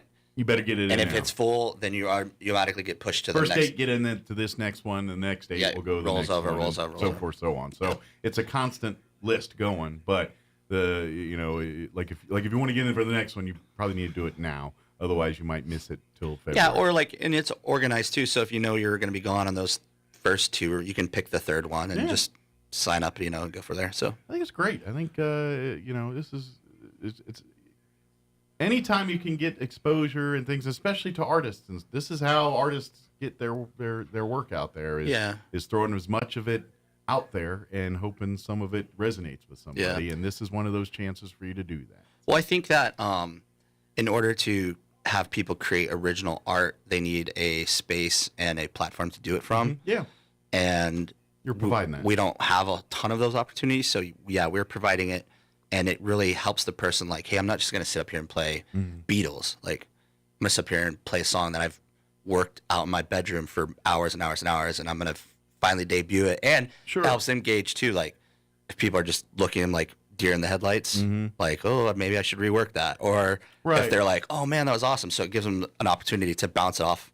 Well, and even like still, a creative opportunity, Well, even still, like, we live in the world of the internet, and, you can upload your own stuff at very easily in this day and age. But even still, with especially music, that's not always enough, because there's so much out there in the ether that it gets lost in the wind, so to speak. And so I think this side of it adds to that. Like, you need to do both. Like, you put your music out for the world to see, but you build your following by playing it live in places and being in venues. And, that's where music resonates. I mean, sure, we all have our, in our own quiet corners listening to our music and stuff.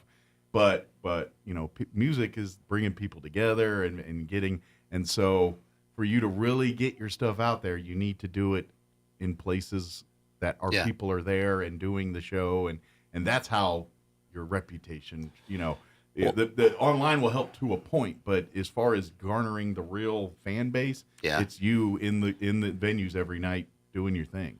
I think like in today's world, like we're all struggling with things that are competing for our employment. Like, so AI, could potentially put photographers out of business, can put song like, wait till they get really good at it. There's all these things, right? But one thing I think will never be replaced is the live experience. Yeah. People crave that. So you can't replicate human. So it's kind of an opportunity for the fan and an opportunity for the creator. Sure. Yeah. And plus it gives a personal experience. That's why people love a lot of artists. Yeah. Because they hear the music and like it, but then they go say, hey man, and you talk to them and next thing you know, they're like, oh, that person's got a human like me, and it's just, or it ruins it for you. Oh yeah, if you're a jerk. When they say don't be a jerk, don't meet your heroes. That's happened to me. Yeah, I've had one or two of those experiences in life where you're really in love with someone and they're kind of jerky, and you're like, that's unfortunate. I know that whole image just burst. Yeah, like I can't even. There's some guys, and I'll just stop it there. That like I hear the song and I just like. I'm sure it's happened to you more than multiple occasions just because of the nature of your business. Yeah.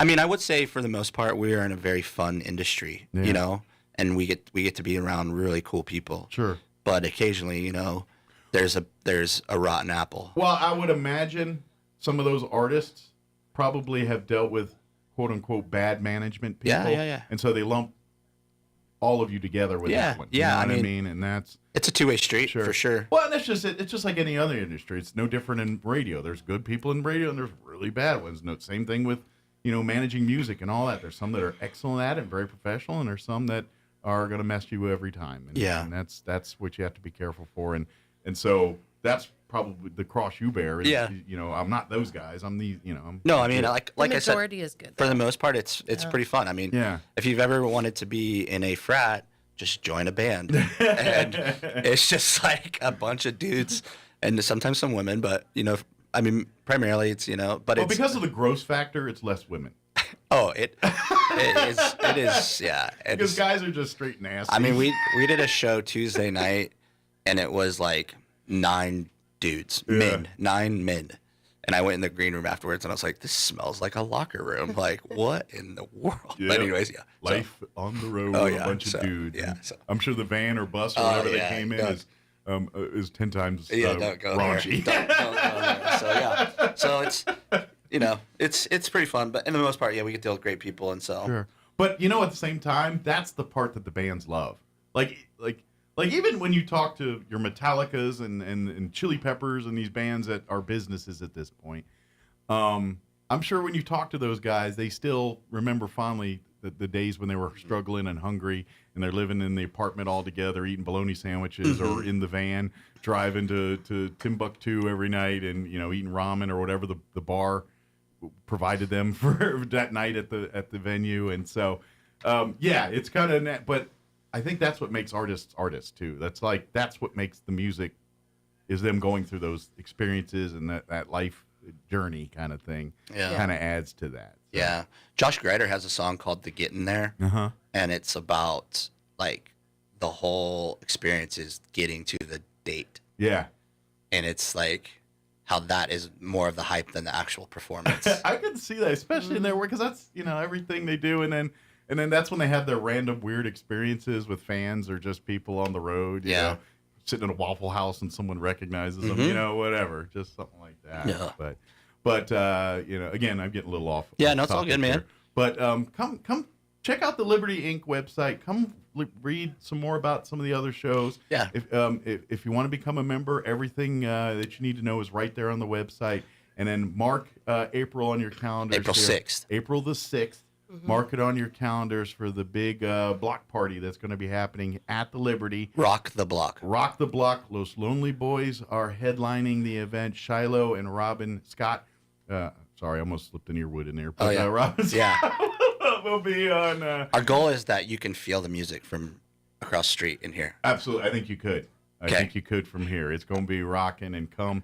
You might, if you space, you might smell it, because there's going to be a lot of food trucks and things. Oh, yeah, so, that's for sure. Follow your nose to the food. And as far as parking for the event, we are talking to the county for the courthouse. Courthouse because there, or the parking, because that that will be empty on that day because it's a Saturday. So plenty of parking over parking there, right plus, across the street. So plus potentially Pioneer Plaza, and then just we're trying to locate some spots just so it's a lot, and then it's a short little walk. Well, and that's the whole thing. If this things get big enough, we can utilize all of it. Maybe it's to a point where we, like you said, we're hoping this is like a first annual. Yeah, for sure. So maybe it turns into, for folks that remember the old back in the day Vans Warped Tour, where you had like a main stage and then like a side stage over here with maybe some other local artists. Yeah, that'd playing. be fun, huh? That could be turning into like almost like a Warped Tour type scenario type thing. That's what we did this year at LibFest. We actually had 2 stages. Nice. We had a songwriter stage, and then we had like a rock stage. See, that's great. That's the kind of stuff that I think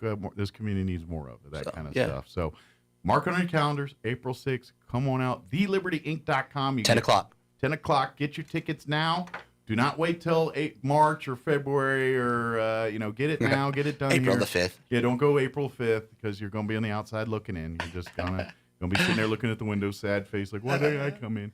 But, and of course, if you want to learn more about membership or anything, please, as members, can they use the event for private things and all that? Oh, yeah, too? for sure. So for sure. If you're and there is going to be some perks actually for our members during Rock the Block. Okay. They're going to be able to access like the restrooms in there and the private bar and stuff like that. Get little perks that the general public will not have at the event. Otherwise, it's going to be the porta potty beer garden situation, which is also fun. Also fun. It'll be April, but sometimes it gets a little hot. You want to come in and cool off and get in the shade for a little bit. And for Liberty members, you can come into Liberty and take a spell. And then we are gonna have an after party.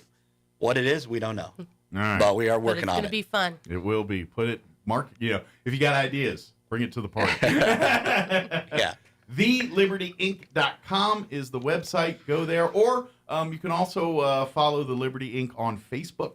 That's a great way. You should like and follow that way. That way, anytime there's a new show or a new event, that's usually the first place you guys put it up for everyone to see and hear. So like that as well. Do you guys do any other Instagrams or Twitter or X or whatever? It's Instagram. Instagram as well. I don't do Instagram, so I don't see everything on there. But is that the two now that everyone's into, Instagram and... I think I don't know. I guess older folks are on Facebook, younger folks on Instagram. Is that kind of TikTok. Or TikTok, Snapchat. Well, I know TikTok and Snapchat, but how are the... I think TikTok is, but how effective is that in marketing? Because everything's done in 30 seconds or something. One thing we did with Snapchat is you can build a localized filter. Okay. And localize geofencing fencing with logos. Okay. So when somebody was in the Liberty and they snap, we did it where it was taking the band's logo and dropping it on their snap with our logo. So you can kind of do exclusive things through that. Yeah, So, and it's like we had like a 5-mile radius outside of the Liberty where anybody was doing that, and so it kind of was like some. So that's cool. Grassroots market. You have to pay for it. Sure, but I could see that being as a cool tool. Yeah, like we had to do like, and we're not that organized. Right. Well, but I'm thinking there's a certain sect of your audience that follows that religiously. You know what I mean? Where older guys and older people, maybe that's not their thing, but 20-somethings, that's their world. I don't know. So there's a lot out there. Oh, I know. That's just it. There's so much. You're like, well, I don't know which one's the good one. But, before I'm like, okay, there's one. We all go that way. We got it. But I think you're hitting a certain audience with Facebook, a different audience with Instagram, and a different audience with TikTok or Snapchat or whatever's out there, X or whatever. So, but if all that confuses you, just go to thelibertyinc.com. Yeah, pick up the phone, call us. Or call or come by, too. And of course, I imagine if you're over at Pecos Flavors and you're there doing a little shopping or eating, and you want to ask about the Liberty, they'll be happy to tell you more about it over there too. So, Yep, absolutely. So if you're coming in for lunch or doing some Christmas shopping over there, which by the way, 'tis the season for gift baskets and all that. I see stuff. Mike once a year in the store. And it's about approaching. I'm not a wine drinker, but I like to buy things for people. So and He'll probably be in on Saturday. There you go. That's the thing. But come out and again, April 6th. Mark it on your calendars. TheLibertyInc.com. Get tickets right now. Well, 10 o'clock today. Yep. You can get them. 9 minutes. They're here in about 10 minutes or so. Get your tickets and just come have some fun. Give the gift of fun and entertainment. Bring, even if you do the membership. Maybe you're like, well, April, but I'll do a membership and then we'll do that. And get your family a membership and start having dinner and coming out to the events and being a part of all the. Yeah, we love it. And build your social circle. That's the other thing too. If you're looking to make friends and all that, that's kind of the whole point of the Liberty. It's a place to gather, a place to come meet, and there's always such an eclectic mix of things. So if this one night's not your night, no big deal. Just 2 wait. nights later, there's gonna be something else going on. I guarantee if you like any kind of food or any kind of music, there's going to be something at some given time that you're going to enjoy at the. Yeah, I mean, this week we did like screamo and a play. Yeah, exactly. Yeah, a lot of it's plays and it's a little bit of everything. It is, but that's what community event space is. It's a little bit of everything for everybody. So come see the Liberty, come check it out, come be a part of the club here a little bit. So, is there anything we missed, guys? Anything we wanted to share that I spaced on or got sidetracked on? No. I mean, we have so many shows. We have so many many shows. shows. Look at her because she's the one who keeps everybody honest here, or keeps everybody from not missing things. Yeah, I would just say check out our shows. We have so much coming in That's January. what I'm saying, there's so We've got much. Sundance Head. He was I saw that on on American there, yeah. Idol and Yeah, he's a big deal. The Voice. Team Blake. He's amazing. He's got an incredible Well, that's just voice. it. Because you hear his name, and at first you're like, what's going on here? Yeah. And then you're like, whoa, that did not match what I Yeah. was expecting to hear from a guy named Sundance Head. Saw him like a year ago. Yeah. I think Sean's a huge January fan of maybe, him. and I Yeah. was blown away. Yeah, he's an amazing And then we've talent. got Jeff Leeson comedy. Oh, good deal. So and stand-up, he is more probably stuff? the best comedian I've ever seen personally. Ooh, that's a bold statement. Yeah. He's funny. He is amazing. Well, it's tricky. He walks in with he does not come in. He doesn't with have like with a set, so to speak. No, Yeah. he comes and he starts with one thing he thinks of as he drives into town, and the rest of it is all off the cuff. He's amazing. That's talent. It's really, as a guy who does this for a living, I can appreciate that talent. It takes to do. He does a lot of customer interaction too. Yeah, You kind of have to. He's the when king you're- of crowd work. Yeah, when you're on the, I imagine most of his act is you interacting with the crowd, talking. So if you you'll enjoy that. Yeah. So if you're a glutton for punishment, sit in the front row. There you go. That's the new Gallagher concert. Sit in the front row to get ridiculed. It's fun though. He's fun. I would never sit in the front row at a comedy concert. I'm trying to think if I have. I know I sat close, but I don't think I've sat. You know who front row. did? And Daryl Burkfield. So if he's listening, and he was wearing like a Hawaiian shirt. Oh, I'm sure which he always does. That's all he's wearing as well. And the comedian just let him have it. Yeah. It was pretty well, funny. you're kind of asking for it when you do that. It was funny. It was funny. So shout out to Daryl. That's right. Buy him a new shirt. Thank you, guys. Have a great. Get some rest. I know it's a little harder to do when you got an event going on every night at the Liberty, but try to get some. You saying we downtime. look tired? I just know you guys run yourself ragged. That's all I know. Because every week there's at least 2 or 3 events going on at that Liberty. I think every single week there's we get a little break coming up. Good deal.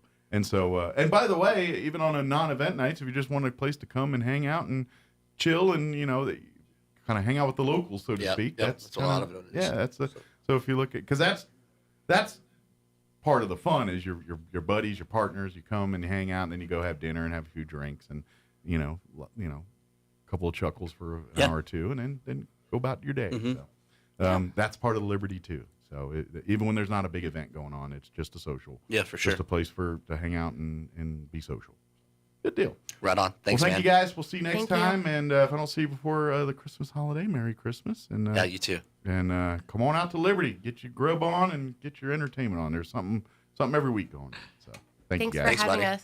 All right, it is 9:54. Man, this hour is flying. Let us pause for news and a quick commercial break. Don't go away. Thanks, dude. Now you're across America. This is the Lou Dobbs Business Report. I'm Lou Dobbs. The last Fed meetings of 2023. More key inflation data this week. Adobe and Costco headlining earnings. Stocks starting to climb back after early December losses. The S&P hitting a new 2023 high after Friday's session. All 3 major indexes up last week. Last Fed meetings of the year this week. No interest rate hike expected based on recent inflation data. Still stronger than forecast job updates has economists speculating the Fed may keep rates higher for longer. The labor market showing resilience, but some think it could signal a soft landing for the economy. Adobe's AI investment forecast to boost its guidance. The stock's up more than 80% this year. Costco's quarterly report Thursday, first quarter earnings expected up more than 30 cents.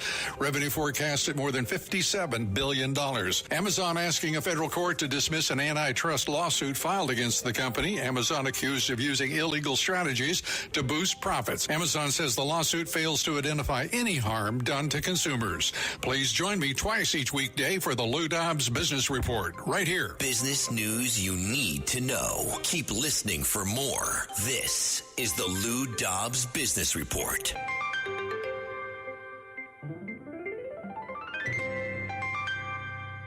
A cyber attack happens every 39 seconds. If you didn't insist that your IT security team call Arison, before you know it, it's too late. Your company network gets attacked, your client data gets stolen, your bank accounts get drained, then the lawsuits come and you're in hot water. Arison's Cyber Z Suite ensures total network coverage and best practice-based zero-trust cybersecurity. Get protected. Call Arison today to schedule a no-obligation consultation. 908-878-7717. 908-878-7717. That's Arison. ERACENT.com. The great one, Mark Levin, is now in Roswell on 106.5 KEND Roswell.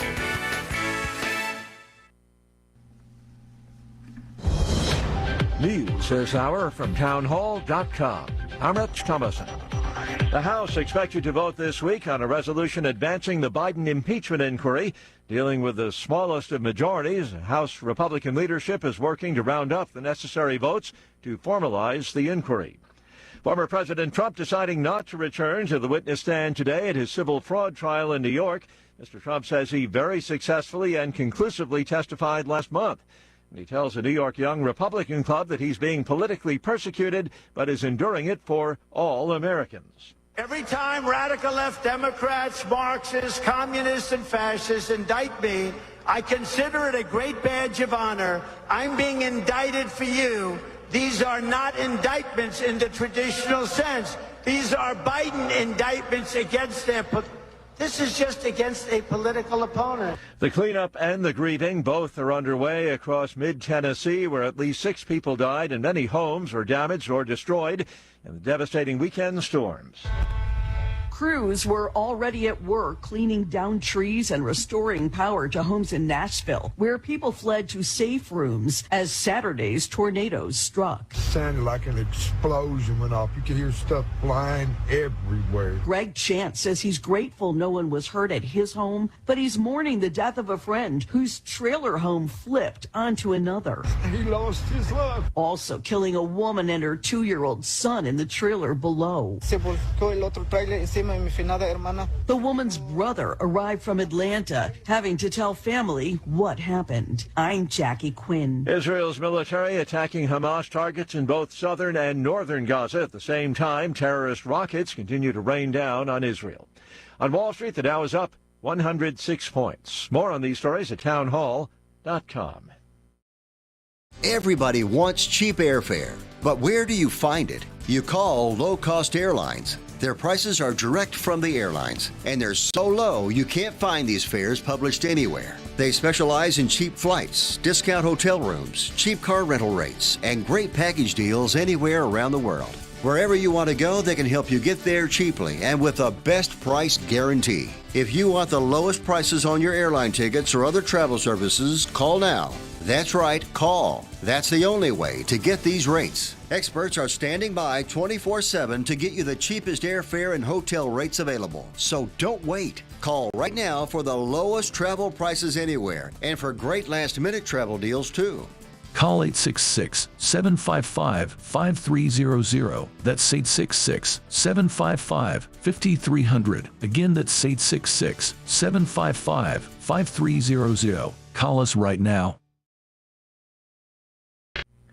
The UN is asking for $46.4 billion for humanitarian operations next year. That's down from a substantially larger request that was made for this year. UN aid agencies never get every penny they want, but in 2023 the funding gap was stark. Just $20 billion of the requested $56 billion was provided. Despite escalating needs, 1 in 5 children either lives in or has fled a conflict zone, and the number of people forcibly displaced has doubled in a decade. The UN feels there's no point asking for money it won't get. The BBC's Imogene Folks. British Prime Minister Sunak facing one of the toughest weeks of his 13 months in office, being grilled by lawyers today about his decisions during the pandemic. At the same time, he's having to fend off a rebellion from lawmakers over his signature immigration policy. News and analysis at townhall.com. There's a new nuclear missile out there. It's a gigantic ICBM called the Sentinel. The Air Force says the $96 billion Sentinel overhaul involves 450 silos in 5 states, their control centers, 3 nuclear missile bases, and several other testing sites. Officials say while the changes could improve the efficiency and quality of life on the bases, it also creates problems the Minuteman missiles have never faced. Jason Walker reporting. A leading barometer of inflation is due for release tomorrow. The Labor Department issues its November report on prices at the consumer level. Overall, inflation didn't rise from September to October, the first time that consumer prices collectively hadn't risen month over month in more than 1 year. Analysts expect prices remain flat from October to November. More on these stories at townhall.com.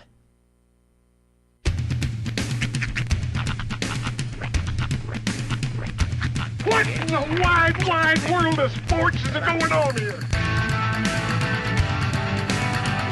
I promise you, whatever scum did this, not one man on this force will rest for 1 minute until he's behind bars. Now let's grab a bite to eat. Yeah, come on. I feel the hot wind on my shoulder and the touch of a world that is older. I hit the switch and check the number. I leave it on and then I slumber. I hear the rhythm ringing through it. Flamenco guitar and cumbia music. I hear the talking of the DJ. The Javelin, what does he say? I'm on a Mexican radio. I'm on a Mexican radio. Broadcasting live from high atop the J.P. White Building in downtown Roswell, New Mexico. It's Mornings with Mike Winters on 106.5 Roswell's Talk FM. Is that what I sound like when I talk? Now, here's your host, Mike Winters. And good morning. It is 6 minutes after 9 o'clock. Welcome to hour number 3. Jason Piernos. Of Mornings with Mike Winters. Right here on 106.5 Roswell's Talk FM. Bless you. Someone's going on a sneezing fit there. God bless you and keep you. We have several people in this building, and I just heard a series of sneezing. Lots of minis. Just yelling out a random bless you to whoever needed it. Hey, you out there? Bless you. Yeah, if you were sneezing right now, it goes to you too. Hey, Amanda, bless you. I don't know if there's an Amanda listening, but if there is, I just blew her mind. Wouldn't it be messed and up? She sneezed. Someone's driving in their car and sneezed, and I was like, bless you. It's like all of a sudden. Okay, so did you have, after the movie The Truman Show came out? Yes. There was a long period of time where, in my head, I was like, someone watching me. I wonder. Am I just like, because you see how like people like, right. And then you're like, and then I've like tried to pay attention ever since then to like, are people actually doing stuff outside of my realm of existence? Are people living their lives? Or is this all He's like looking at the medicine cabinet real hard. Yeah. Is this all in service of me? He's opening the door, looking back and like forth. Sometimes when stuff just works out that it shouldn't work out, and it's like, was that a plot twist? Yeah. Are we in sweeps? Well, in all fairness, I think when the Truman Show came out, we really didn't have tiny enough cameras to hide them real good. Right. Nowadays, though. Oh, yeah. See, that's the thing. You would totally Truman Show out now. I mean, you would have found a wire. You would have found something. Something would have tipped you off. Well, even what tipped off Truman was the giant studio lights that nobody uses anymore. Right. Now it's just all like those digital, like one light with the big softener or whatever. Did they handle him traveling? Like, I don't remember. I haven't seen the movie in so long. If I remember correctly, they would put him on like a plane or whatever and like simulate the flight, and then they would change the environment around him. I can't remember. The few times that he went on vacation was like they constructed an amusement park area for him. Yeah, or something I just couldn't like remember. And in all fairness, I get Truman Show and Ed TV a little mixed up sometimes. I was just going to say, Ed TV came out around that same time. And sometimes the plot lines mixed up in my head. The difference is, one signed up for it, the other one didn't know it was happening. Yeah. One's Matthew McConaughey, who's dreamy. And the other one's Jim Carrey, who was dreamy. Oh, you can't tell me that rubber face wasn't hot. And at that point in our lives, unless Jim Carrey's like talking out of his butt or being excreted out of a rhino, I didn't want to, you know what I mean? He wasn't that funny to me. Yeah, it was a simpler time of comedy. But then again, the funniest thing I've ever seen on film, just that makes me laugh harder, is that scene from Ace Ventura 2 where he's in the rhino and he comes out giving birth to the people's hot in these rhinos.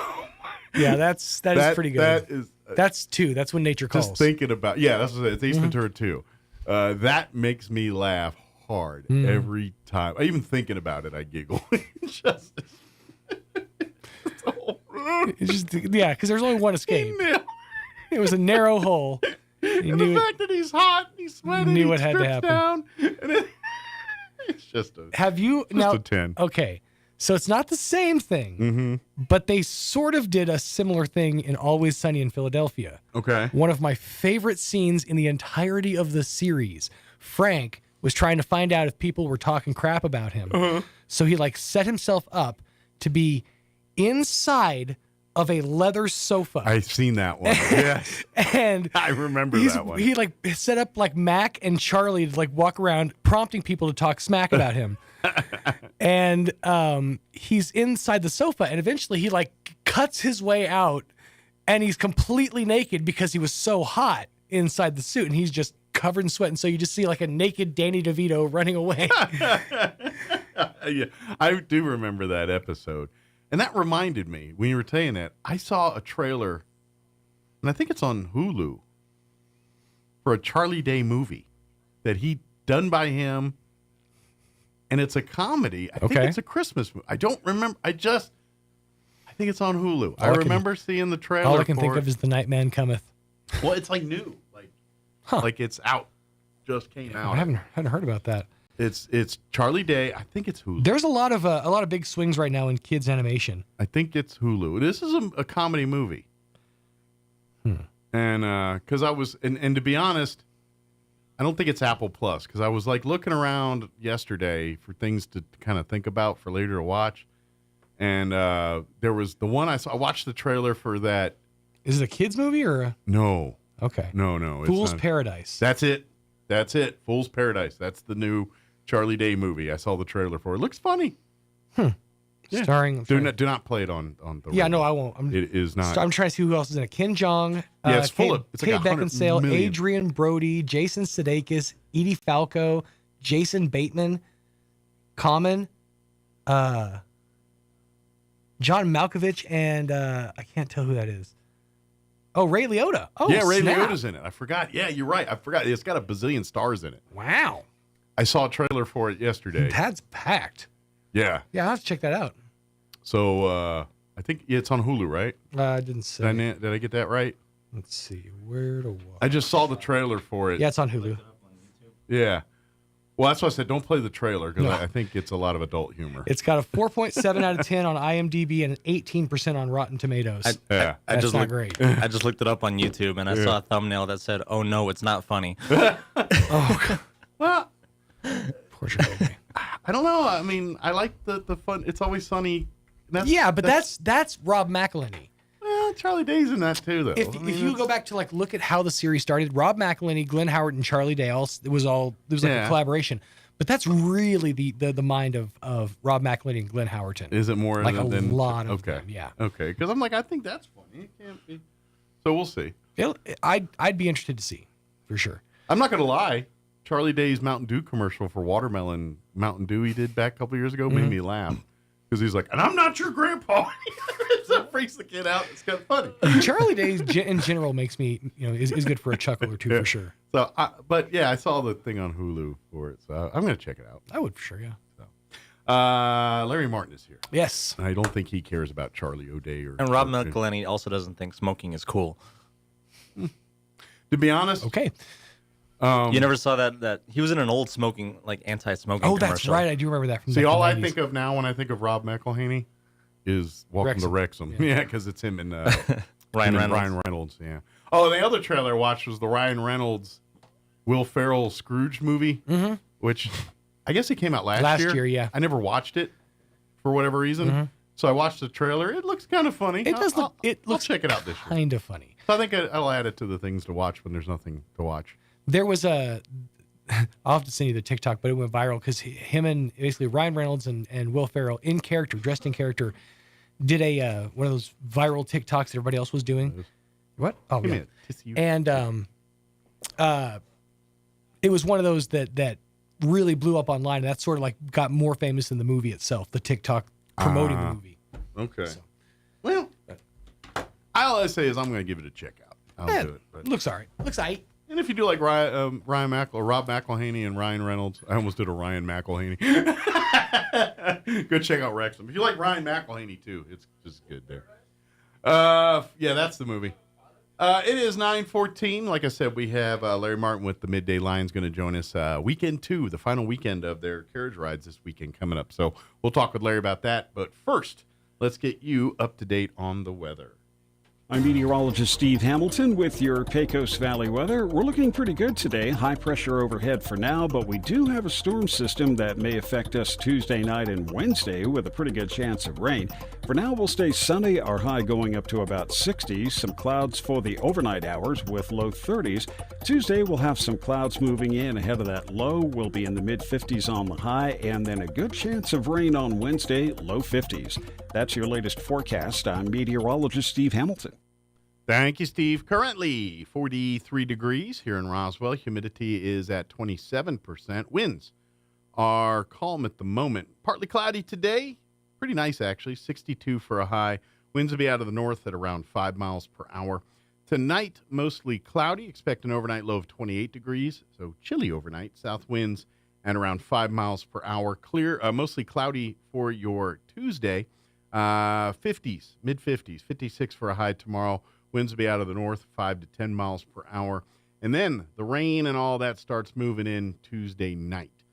Tuesday night, we're looking at a 30% chance of rain late, like after 11 midnight. Also see patchy fog rolling in around that time. Mostly cloudy, overnight low of 40, south winds at around 5 miles per hour. Wednesday, rain likely after 11, 6 p.m., 60% chance of some rain after 11 on Wednesday. Patchy fog in the morning. Cloudy for the day, high of 53. Winds will be out of the northeast, 5 to 10 miles per hour. Wednesday night, our chance of rain bumps up to 90%.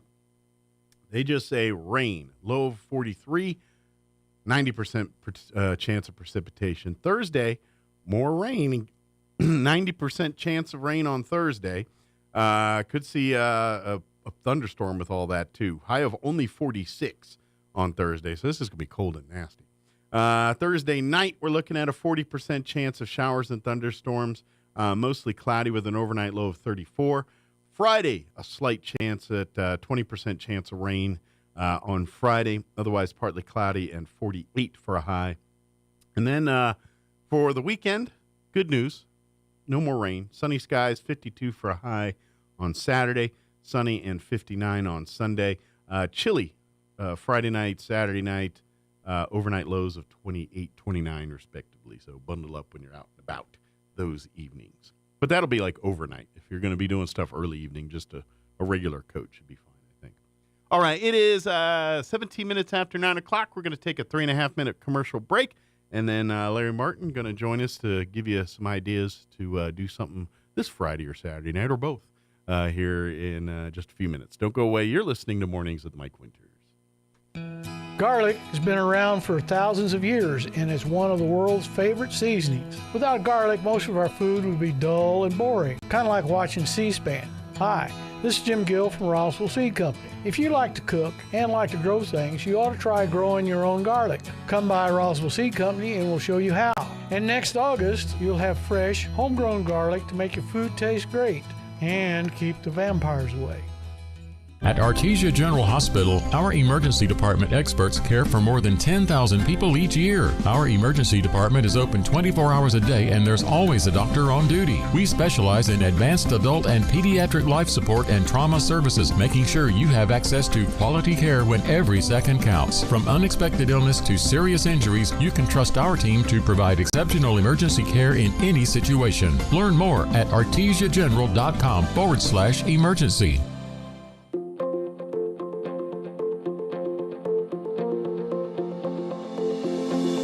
There are 3 key phrases that need to be spoken on a regular basis in a healthy marriage. Hi, this is Pastor Troy and Julie Smotherman for The Joy of Marriage. You know, for over 20 years, Julie and I have been sharing these 3 key phrases, and here they are. I love you, I'm sorry, and I forgive you. Ephesians 4:32 says, be kind and compassionate to one another, forgiving each other, just as in Christ, God forgave you.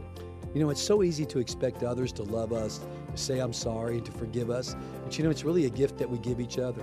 You know, the Bible teaches us we sow and we reap. Sow into your spouse, I love you, I forgive you, I'm sorry. And then you'll reap a harvest in return. Someone has to start the process. Let that be you today so you can really enjoy your marriage. If you have any questions or would like further information about the Joy of Marriage Ministry, please go to jomconference.com. Knowledge is the power to see more, do more, and be more. As one of the most affordable universities in the Southwest, Eastern New Mexico University has helped thousands of people like you earn a degree. Spring 2024 at ENMU is the perfect time to get started with affordable tuition, great scholarships, and a wide range of in-person or online classes. Learn your power. Apply today for spring 2024 at enmu.edu. Eastern New Mexico University. Student success. That's what we're about. Let's face it, guys, we're living in times where the truth is becoming more suppressed and censorship is increasing at an alarming rate, especially on social media platforms. It's Clyde, and I want to tell you about a safe and secure digital playground we put together just for you. It's aftermath.media.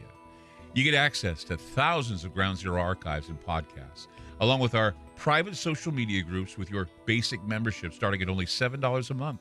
Each subscription includes tech support, access to the RSS feeds, along with our own chat room and Telegram channel. In addition, the premium membership includes research study groups, webinars, a document and movie library, a live video stream of Ground Zero, a monthly Zoom chat with me, and other bonus content. Be sure to check out our yearly specials as well. Sign up today while you're thinking about it. Sign up at aftermath.media. Again, that's aftermath.media. Here's a Mornings with Mike Winters fun fact. Slugs have 4 noses, but no fingers to pick them. Here's Mike Winters.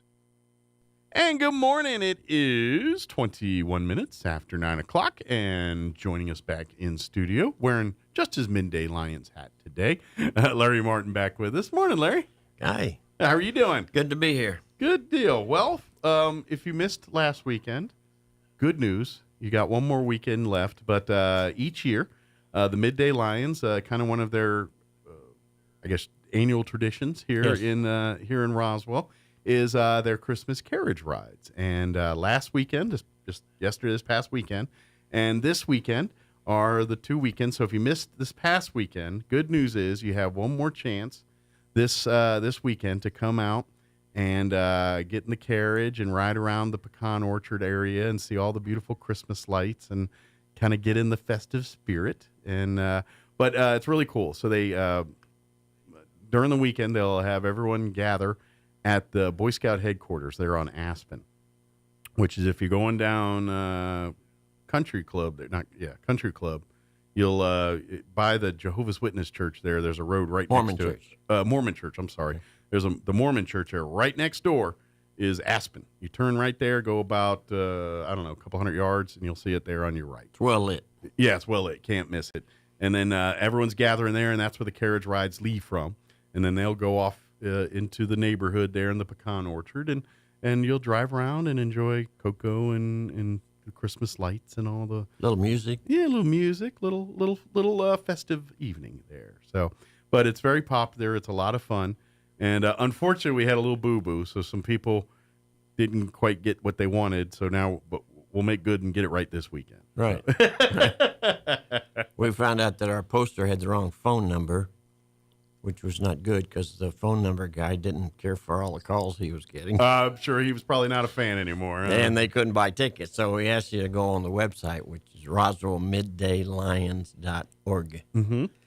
And you can get them there easy. Good deal. Do you want to give the correct number they can call if they want to do reservations? No, we don't have another number. Okay, just the online. Middaylions.org is the website? Yes. And you go there. Roswell Midday Lions. I'm sorry, www.roswellmiddaylions.org. And if you don't remember that, just Google Roswell NM Lions, Midday Lions, something, and you'll see the Midday Lions are the ones that are doing the carriage rides. Right. And then you can go there and then get your time slots. I will tell you this, the sooner you do it, the better. So you might, like, even though this weekend's a couple days away, today's the day you want to get on there and lock down your times, because the longer you wait, the quicker they fill up. And we would hate for people to get turned away because there just isn't enough. Well, Friday already has a lot of people, and one 7 o'clock, for instance, is full. Okay. But Saturday still has a lot of room. So if you want to get in on Saturdays, carriage rides, now's the time to do that. Right. And this is a fundraising event for the Midday Lions, who they do a lot of work with children, work with classes. That's kind of that's one of the big tentpole things that the Lions do. We do not go on a trip to Bermuda with this. No. Is strictly it's all money local. Spent to local. That's right. It's local, buying sunglasses, buying eyeglasses for kids. Be honest, we live in New Mexico. Sunglasses are a very important thing you need too. Even in December, especially in December sometimes. But yes, they do. They help with the eyeglasses and help in making sure kids can get proper vision, so they can set up that foundation for success in school and everything else. We're starting out something too. Also, it's done in several other cities in this state, and it's a program where we look at kids' eyeballs, literally photograph their eyeballs when they're 5 and 6 years old. And Okay. you can give a good indication of an illness or a problem on the retina. Mm-hmm. And it's a new modern concept, and we're trying to get into like the daycares and the first grades, and therefore we can catch the kids when they're young. Yeah, well, and that's just it. It's the technology is getting better and better which also means the cost comes down, right? Because more and more people are needing it. So, like, we're now at a point where, like you said, you can do this at like daycare centers and stuff for kids. Where I'm thinking, if you tried to do this 10 years ago, you have to take them to a special designated area with a big, you know what I mean? It's like VCRs or any electronic technology. Maybe we'll use DVD players for more modern folks. But, you know, when you first got a DVD player and it was 10 grand for one, and then at the end you could get one for like $30. Same kind of concept here. Yeah, my first video camera was $1,400. Right. Now I can do it on my phone. So. I will never forget when my parents got a VCR, and it was kind of before the curve. And because we had one video store, a place called Errol's, and it was a local. Blockbuster wasn't a thing. Nobody knew any of that stuff. And my parents got convinced to buy a VCR, and it was two units, two pieces. One was, and it actually came with a camera. It was like a camera unit is one thing, and then the playback unit, but you needed both to talk to each other on your TV to work. And then it had a remote, but it had a 10-foot cord on the remote. Like so if you wanted to use it as a remote, you could, but it came with a 10-foot cord, so you had about 10 feet to use the remote on. And I'll never forget, the first thing we did was, because you record programming. That was the first time you could ever record programming. And they were showing, it was during Christmas, and they were showing a holiday version, Grease, showing the movie Grease on, I think, ABC. And this was like early 80s. And my mother and father recorded it. So that was the one tape we had, was Grease, that they recorded off the TV. So for the first year of our VCR, I pretty much watched the movie Grease every day because that was the one tape we had. Who was that? John somebody? John Travolta. Yeah. Olivia Newton-John. Yeah. And as a kid, I didn't care for the dancing and all that, but I liked the race scene where they're racing in the gully there, the drainage gully, against the rival gang guys, and I think I wore out the tape on that part of the fast forward to the race. Yeah. I could care less about the dancing and the singing. I just want to see the racing. You're one of those guys who wants car chases and car. Yeah, exactly. I didn't do what I didn't care about that. But so anyway, I got sidetracked on technology. But yeah, that was my moment. Because I remember it was such a big deal when they got that VCR, and by the time 4 years later, you could get one for like $100. Everybody had one, and then Blockbuster showed up and everything else. But anyway, back to what we're talking about here. By you coming out this Friday or Saturday and having fun and with your family doing the carriage ride and see. You're going back to helping our Midday Lions here. So what's the cost to $10 now. It's a donation. Yeah. Technically, it's a donation, but you got to have it to get on the right. carriage. A minimum of $10. However, like I said, this is a fundraising small event. Small childs are free. Yeah. But if you'd like to throw us $20 or whatever you can afford, that would be great. We do get donations above the tickets. They realize what we're doing. Yeah, it's all for good cause. This is all to help kids, and like you said, giving more opportunities. Like you said, the big thing you want to do is get this eyeball exam thing where we can go into these daycare centers and schools and offer this for kids. So when they're 1, 2, and 3, they can determine some of these things that they weren't determining until they were teenagers or later in life. And so, and that's why you see, like if you notice, like younger and younger children wearing glasses now, like babies even wearing glasses, because the technology is getting better where they're able to determine these issues with their eyes, when they're infants or 2 years old now, instead of when they're 4, 5, 6, or, school age. And so it really helps because now they can correct all that before school. So by the time they get to kindergarten, they start learning letters and numbers and everything.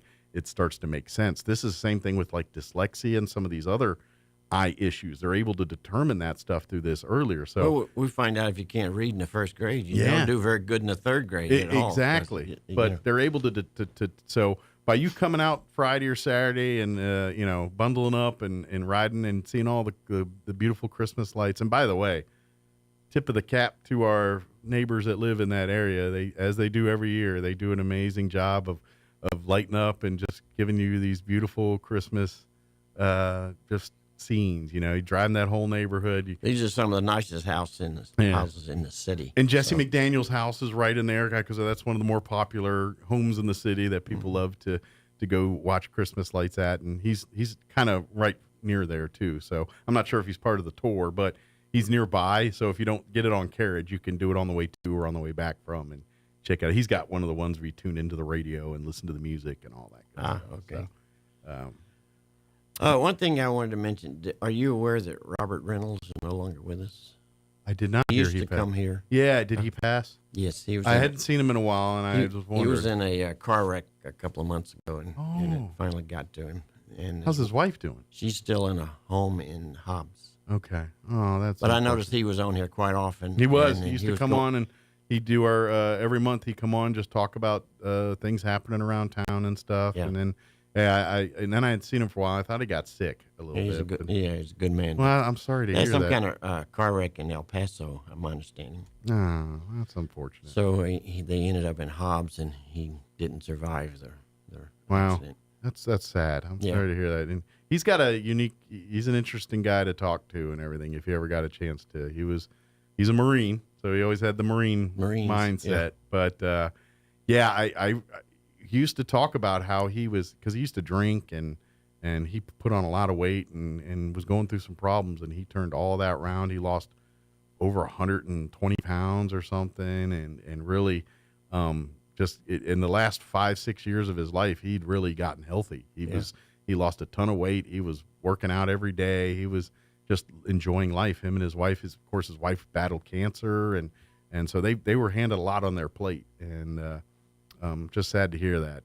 They were doing pretty well leading up to that. But that's life. Yeah. You don't, again, kind of reminds us, life is short. We don't know. This is why you got to spend these moments and why you Well, it's one reason when you get over 60, 65, and you start retiring and you start wondering what you're going to do until you die at 104, then join the Lions. Help us with the Literacy Council. Join the Kiwanis. Join the Optimists. Whatever. Do something and volunteer. That's what he did. Yeah. That man was involved with. If there was an event in town, he was usually there. You know, he was that. He's him and his wife both very active in the community, being at things, and so and you know, unfortunately what happened, but they were the epitome of just good people that are getting involved in life and being active participants in their community and doing all that stuff. So. Don't take that stuff for granted. This is what, you know, and Larry's saying, you know, if you need something, like you said, you're retiring and you're looking to feel like you need to belong or need something to be a part of, this is where you come in. Like you said, the Literacy Council is always looking for tutors and volunteers. The Lions are always looking for, and I'm just, you know, JC's, Kiwanis, all of them.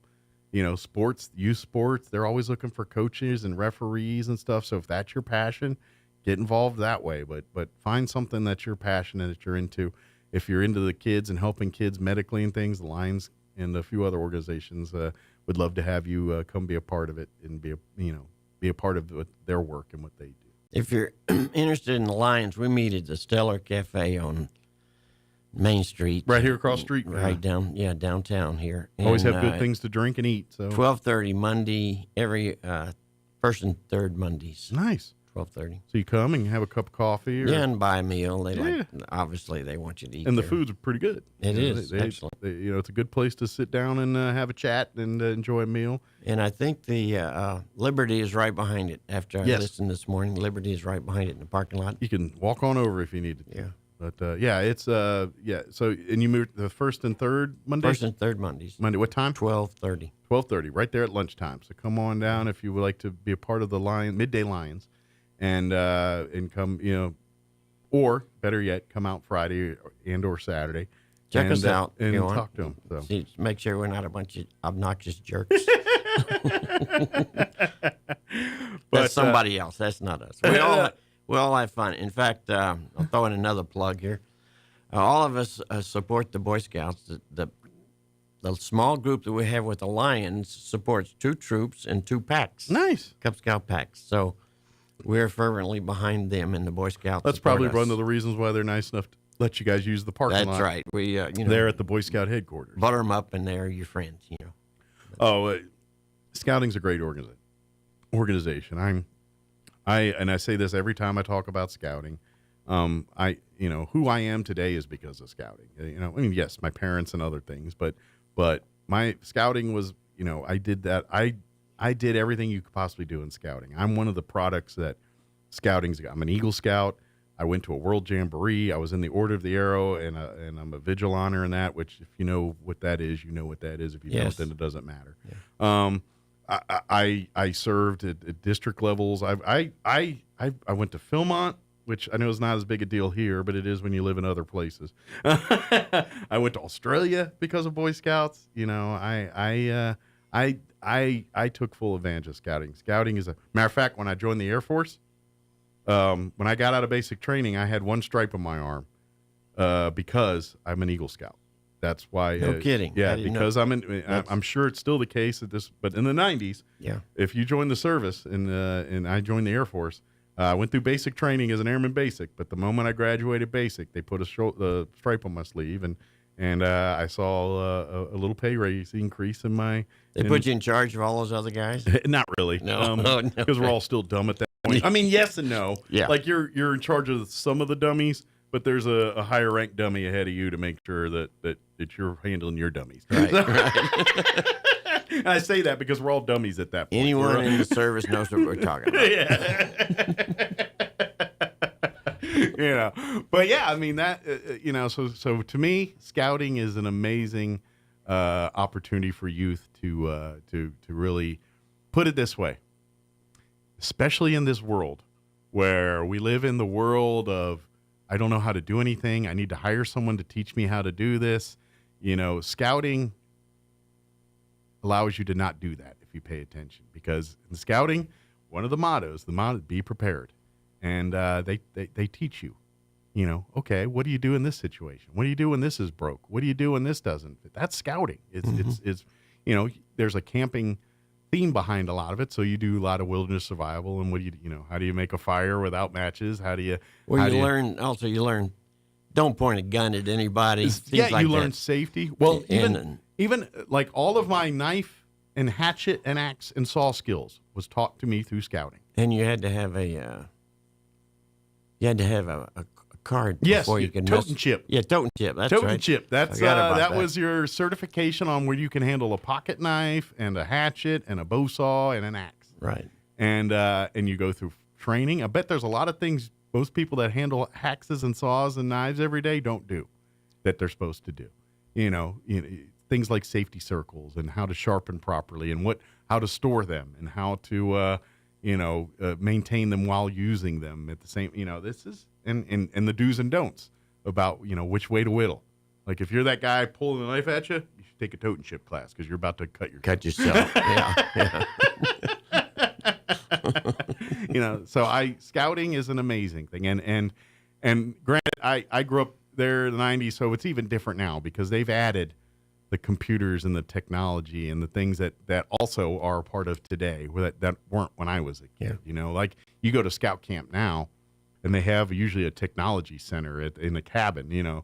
Like even Camp Wahenepe, which is in the middle of up in the mountains up there, and there's no cell signal, there's no nothing, and a lot of Boy Scout camps are like that, but they still have a technology center where you get to learn about modern things and all that, even though you're out in the woods camping. In there, like right afterwards, you're going to go to a canoeing class or a scout craft, learn to lash and ropes and tie and all that. But in between that, there's also technology and graphic design and all the modern stuff too. That's part of scouting. So I will always, if you have children, scouting's a good thing. I highly recommend. Generally, you learn to swim for one. You definitely learn to swim. Which, I've met adults that are 50 and they can't swim, and I say, holy mackerel, don't go out on a boat. I learned in scouting. Yeah. I learned in scouting how to swim. Scouting taught me all of that stuff. By the way, the 7 major first astronauts were all Eagle Scouts. I knew some of them were. I didn't know every one of them. I knew Neil was. I knew a couple others were. Those guys. Yeah. Well, that speaks volumes. Yeah. They also all own Corvettes, I think, too. But And they were all basically fighter pilots all over. Oh yeah, they're all Neil's test pilots. Test pilots, yeah. Yeah. So, well, these are unusual men. Let's face it. From my experience in the military, pilots are a unique breed of themselves already. And then when you get into the test pilot world, that's another level on top of that. So those guys were the best of the best, but also the nuttiest of the nuttiest, if that makes sense a little bit. Yeah. They do and things that you would just be like, what the heck? And they think, oh, that's just fun for kicks on a Sunday. That's how they're built. They're built different than you are. Yeah. But that's what it takes for them to push the envelope. And, guys like Chuck Yeager, think about what they did. If you watch that movie, I think Right Stuff. It's an excellent movie. Love it. Yeah. Yeager was not put into the top 7 because he was too old. Yeah, and and the movie portrayed it like he thought space was kind of like a clown thing. I think he later changed his opinion, but like when they were looking for the first Mercury 7 astronauts and all that, at least the movie gave the impression to me that he kind of thought that was beneath him a little bit. He was he was a fighter pilot in World War II, so that would have been he'd been 40 or. Yeah, he would have been a little older. In Yeah, the 60s. he was a little older than those guys too. Yeah. Yeah, Gus Grissom and all those guys were probably 10 years younger than him. Yeah. So, yeah, that makes sense. That's an interesting movie for anybody to watch. Really, it's good to Right get the Stuff. gist of how everything went down. The details are a little Hollywoodized, but as far as like the process in which these astronauts were getting ready for their missions and the whole weeding out, which New Mexico had a role in, of weeding out the thousands of pilots that they were testing to get the 7 astronauts to be the first 7 as part of the Mercury program. Places like here, Kirtland and all that, they were testing centers, and so they had, like, if you watch the movie and you see them do all these weird tests and riding bicycles while wearing oxygen masks and hanging out in centrifuges and all the things they're testing them on, a lot of that was done out here in New Mexico and testing them on that stuff. So just a little piece of history there. I know we're way off the Lions Christmas thing, but I want to throw a plug in here for the Literacy Council since I'm Absolutely, here. We're still going to have a Knowledge Bowl sometime in April. All right. And we're not sure if schools will participate, but we'd love if you're in a club and you want to participate and represent your school, work with us. We'll take the first club that comes in. You can represent Roswell High or Goddard or whoever. Yeah, absolutely. And there are 9 high schools in this county, counting Lake Arthur. And so we should we should have enough representation from our schools to be there, and you got to take on us old people, because us old people are usually the ones doing it. And quite frankly, not all the questions are geared to us old people. It's a mix. Some of it, if you're a little younger, you would probably be better suited to know it than some of us older people. But that being said, it's pop culture, it's geography, it's a little bit of everything, sports, history.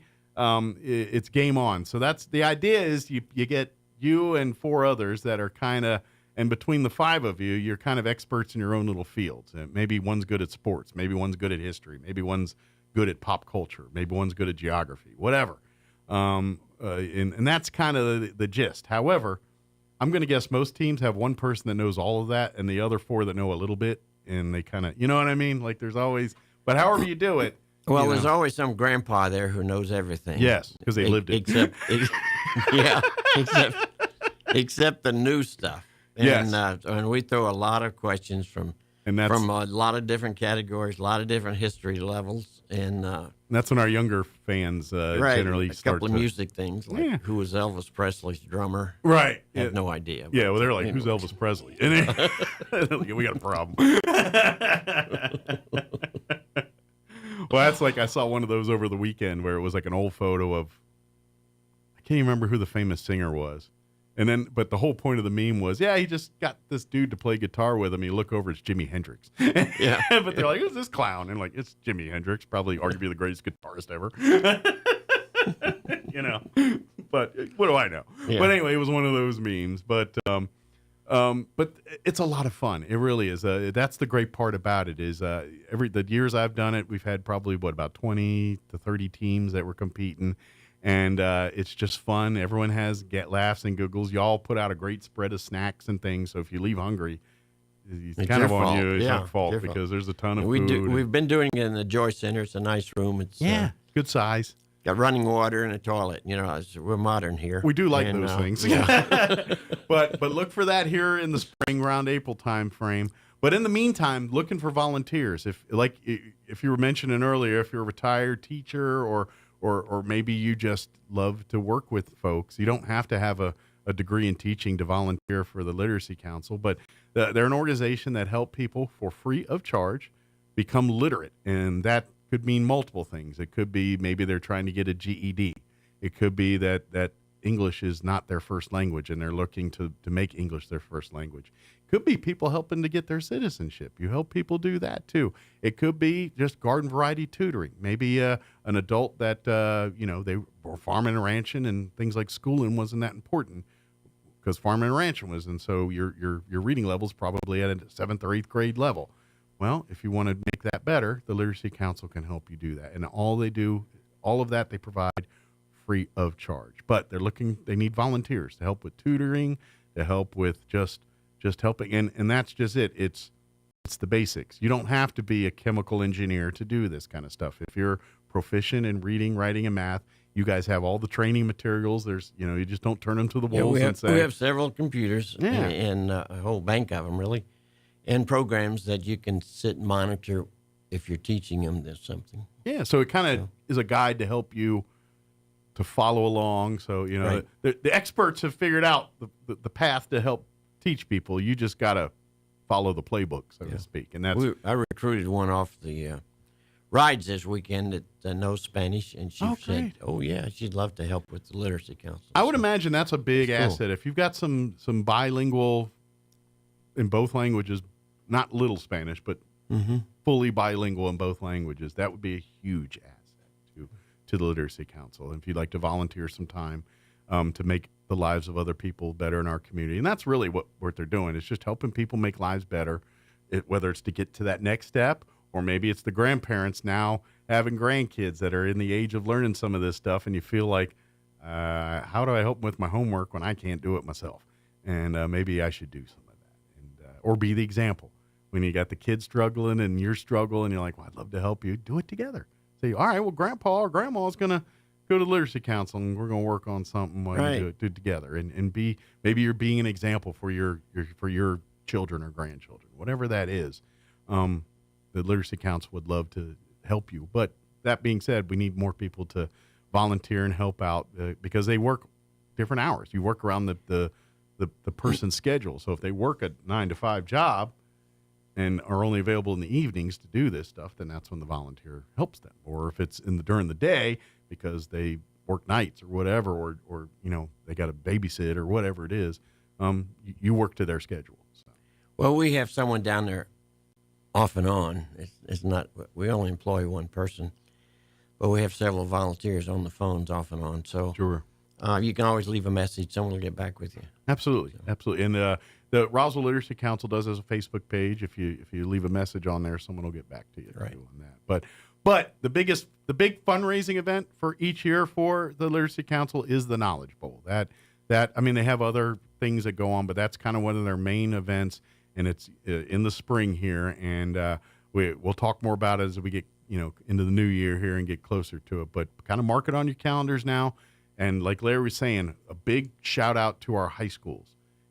Principals, superintendents, teachers, if you're listening, this might be a fun little thing to get with your class. Maybe it's your classes. Maybe you have a history class or an English class or a math class, and you want to pick out 5 of your students that want to participate maybe or something like that. But put the plug in with your students. And if your student's listening and you're part of an organization, maybe it's Honor Society. Maybe 5 of you from Honor Society want to get together and put a team. Yeah, you don't have to have the principal's permission. No. I don't think. Maybe, yeah. Well, I could be in trouble here. Check first on that one, especially if you're representing the school. They might require some of that. Yeah.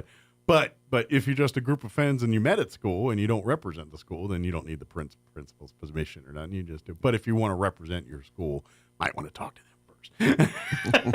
Especially if you want to wear your Coyote colors or your Got It Rocket colors, or whatever your school colors are, or maybe there's the Lions actually won last year. The year before that, I think it was the Eagles. Yeah. And before that, it was Altrusa. So you're some of the local clubs. Like I'm trying to get Kiwanis. And I think our American Legion Post 61 has been doing it for several years. Yeah. I think the best we've gotten is like second or third. I think we never win it, but we're in the hunt usually. So till the end, we know just enough to be dangerous, but occasional youth gone wild type commercial or type question in there messes us up because collectively we're all old. I'm the youngest one in the bunch, and I'm 50. So. Well, I think you remember the one family came last year, and I wish I could remember their name. Oh, yeah. Right, and they came in second by just a point or two. Well, see, I think like a family of 4 or 5 is a winning combo because mom and dad can handle generally the adult questions or the questions of trivia, but then the kids know all the pop culture and the more modern references. Well, I can remember I was watching them. I asked a question. Dad looked over at Mom, and they both kind of, no. And then they looked down at their, I don't know, what's 9-year-old. And he knew the answer. Oh, okay. See? And guess what? I bet Mom and Dad were glowing. Like, that's my child right there, Love that. That's what this, so make it a family thing, make it a group thing, whatever it is. But come out and mark it on your calendars for April here for the annual Knowledge Bowl with our Roswell Literacy Council. Almost said Midday Lions. That's a different thing. So, and then don't forget, this is your final weekend, Friday night and Saturday night. They're going to meet at the Boy Scout headquarters on Aspen. Starts 6 to 9:30. 6 to 9:30. Go to www.roswellmiddaylions.org and reserve your spot beginning at 6:30 there. Like Larry mentioned earlier, if you want Friday, it's just about filled up. So you might want to get in there pretty quick if you want to do Friday. We still have lots of openings for Saturday. That will change. Don't wait till Thursday or Friday to start booking your Saturday thing.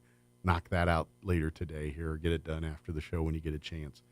And that way you don't have to worry about it. You come in, you get ready to get on the carriage at your appropriate time, and then you're ready to roll. So we do have a fireplace. Okay, to warm up while you wait. Fire burner. Yeah, so if you get there early. Yeah, you can, and it really works. But I'll tell you, the other night it was probably in the low 30s, I think, which is not too bad, really. No. We've been there, it was 10 degrees, so the 30 is a nice night. Yeah, and looking at the weather, it looks like it might be in the upper 20s here Friday and Saturday night for overnight lows. So it'll probably be in the 30s. That's the midnight or 1 o'clock. Yeah, so it'll probably be in the 30s, upper 30s there when you're out carriage riding there by that point. Anyway, bring a coat, okay? And we have hot chocolate. And then you'll find out how real good that heater works real quick. Right. Like Larry's right. It does work pretty good. Yeah. Turn around to your backside, then back to the front. Yeah. You know the rules. Yeah. But come out. We'd love to have you again Friday night and Saturday. 6:30 is when the carriage ride starts. 6. I'm sorry. They'll go to about 9:30 here. RoswellMiddayLions.org. That's the website. Reserve your spot. Warning you now. Friday's almost filled. There's still a little bit of time, and then Saturday got some, but sooner. Time is not your friend on this one. Get doing it sooner rather than later. And this is it for this week, till next year. This is the last weekend. It was this past weekend, Friday, Saturday, this past couple days ago, and then this weekend here. So, and if you miss it this time, then you're gonna have to wait till next year. So, but sorry. Yeah. Well, Christmas comes once a year. That's what happens. We don't make the rules. Good deal. Is there anything we missed, Larry? Did we pretty much get it? I know we got sidetracked about 10 things. Well, I'm loosely attached to the RSVP, Roswell Seniors Volunteer. Yeah, they do it. That's a great organization. So if you really don't know, if you're in the volunteering mood and you don't know who, call Sean. I'll give you a phone number here, 317-5661, along with the 575, naturally. But 317-5661, and he can sort of advise you on what you want to do, like Habitat for Humanity is one of our organizations. Yeah, they kind of an organization that helps other organizations. Right. A lot of stuff with seniors, things like that. Yeah. So, but definitely another great thing to get involved. I'm also involved with Southeast New Mexico Veterans Transportation. They're always looking for. They're looking for drivers. They're always looking for drivers. If you're not familiar, another great organization that takes veterans to doctor's appointments outside of town. Yeah. It could be a drive to Artesia, could be a drive to Lubbock, could be a drive to Albuquerque or El Paso. It just depends on where their VA appointment is. And put it this way, there's some folks that would not be able to see their doctors had not been for the great work of the Veterans Transport. And it's a great organization. It's all grassroots.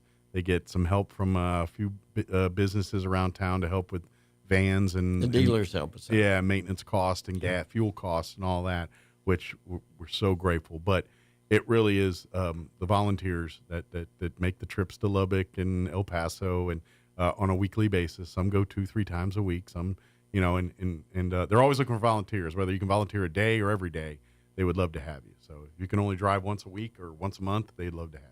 So good deal. Well, thank you, Larry, as always. Appreciate it. And we'll see you next time here. And we'll all start brushing up on our trivia so we can get ready for the fall. Come January, I'll be back mostly for the Knowledge Bowl. Yeah. And we'll talk about that. But don't forget, RoswellMiddayLions.org. Get your carriage rides. Come on out. Create some family memories this weekend. You bet. Good deal. Thank you as always. Appreciate it. We'll see you next time. Good. Thank you, Mike. Anytime. All right. It is 9:56. Let's take a quick break before they kick me off the radio. Don't go away. There's a Honda for every holiday adventure. Whether it's dropping off presents in a sporty Civic or picking up a few for yourself in a fun-to-drive HR-V. Find your new Honda during Happy Honda Days. For a limited time, well-qualified buyers can get a 3.9% APR on a 2024 Honda Civic and 2024 HR-V. Happy Honda Days are here, and just in time for the best deal of the year. Visit Roswell Honda today. See dealer for financing details. Exclude Civic Si and Type R. Do you feel like time is running out for your to-do list? Don't let wisdom teeth get in your way. Hi, this is Dr. Sarah Usher at Carabelli Dental. Wisdom teeth can cause you pain and a lot of unnecessary downtime. Patients appreciate the ease of wisdom teeth removal while they are comfortable and relaxed in our office. Call us today to schedule your wisdom teeth removal with sedation and let us take the stress out of the situation. Come see the team at Carabelli Dental or call 575-622-4455. They're watching you. They see your social media posts. They follow your family, your friends, and your interests online because they're planning on taking your money. All of it. They're con artists. They'll use your social information to build your trust and lure you into once-in-a-lifetime investments with promises of high guaranteed returns. But it can be avoided. The Securities Division of New Mexico's Regulation and Licensing Department can help. Learn to spot the red flags of investment scams at rld.nm.gov/red flags or call 505-476-4580. Are you ready to make a real difference in your community? Introducing the New Mexico Army National Guard. Serve your community with pride and become a part-time hero. Join our dedicated team and enjoy the adventure of a lifetime. Get full-time benefits without sacrificing your current career or education. When disaster strikes and your community needs assistance, you'll be there to lend a helping hand. So don't miss out on the opportunity to receive education, adventure, and financial stability, all while serving your country. Get started by visiting our website, nationalguard.com/NM. Here's a Mornings with Mike Winters fun fact. Sigmund Freud once believed that cocaine could be used to help treat a morphine addiction. Mike used bacon to get over his addiction to beef. Here's Mike Winters. And we're closing in on 10 o'clock. If you missed any part of today's show, I invite you to check it out at your leisure. Just log on to ksvptv.com. Click on the Mornings with Mike Winters channel, and you'll find all of our interviews and all of our stuff. Of course, after the show, we'll have the interviews separated, so if you don't have to watch the whole show, you can just watch. Say if you want to watch Larry's interview, it'll be right up there by itself. So there, ksvptv.com, or you can go to our 106.5 Roswell's Talk FM Facebook wall. You find all of our interviews there, but be warned, you're going to have to scroll, especially if it's an older interview. It just puts them up there in order, so it takes a while. So we got to go. Have an amazing day. You're listening to 106.5 Roswell's Talk FM, KEND, Roswell, New Mexico. Thanks for listening. We'll talk to you tomorrow. Breaking news this hour from townhall.com. I'm John Scott. Central Tennessee residents and emergency workers are digging out from devastating weekend storms that killed 6 people, toppled houses, and cut power to tens of thousands.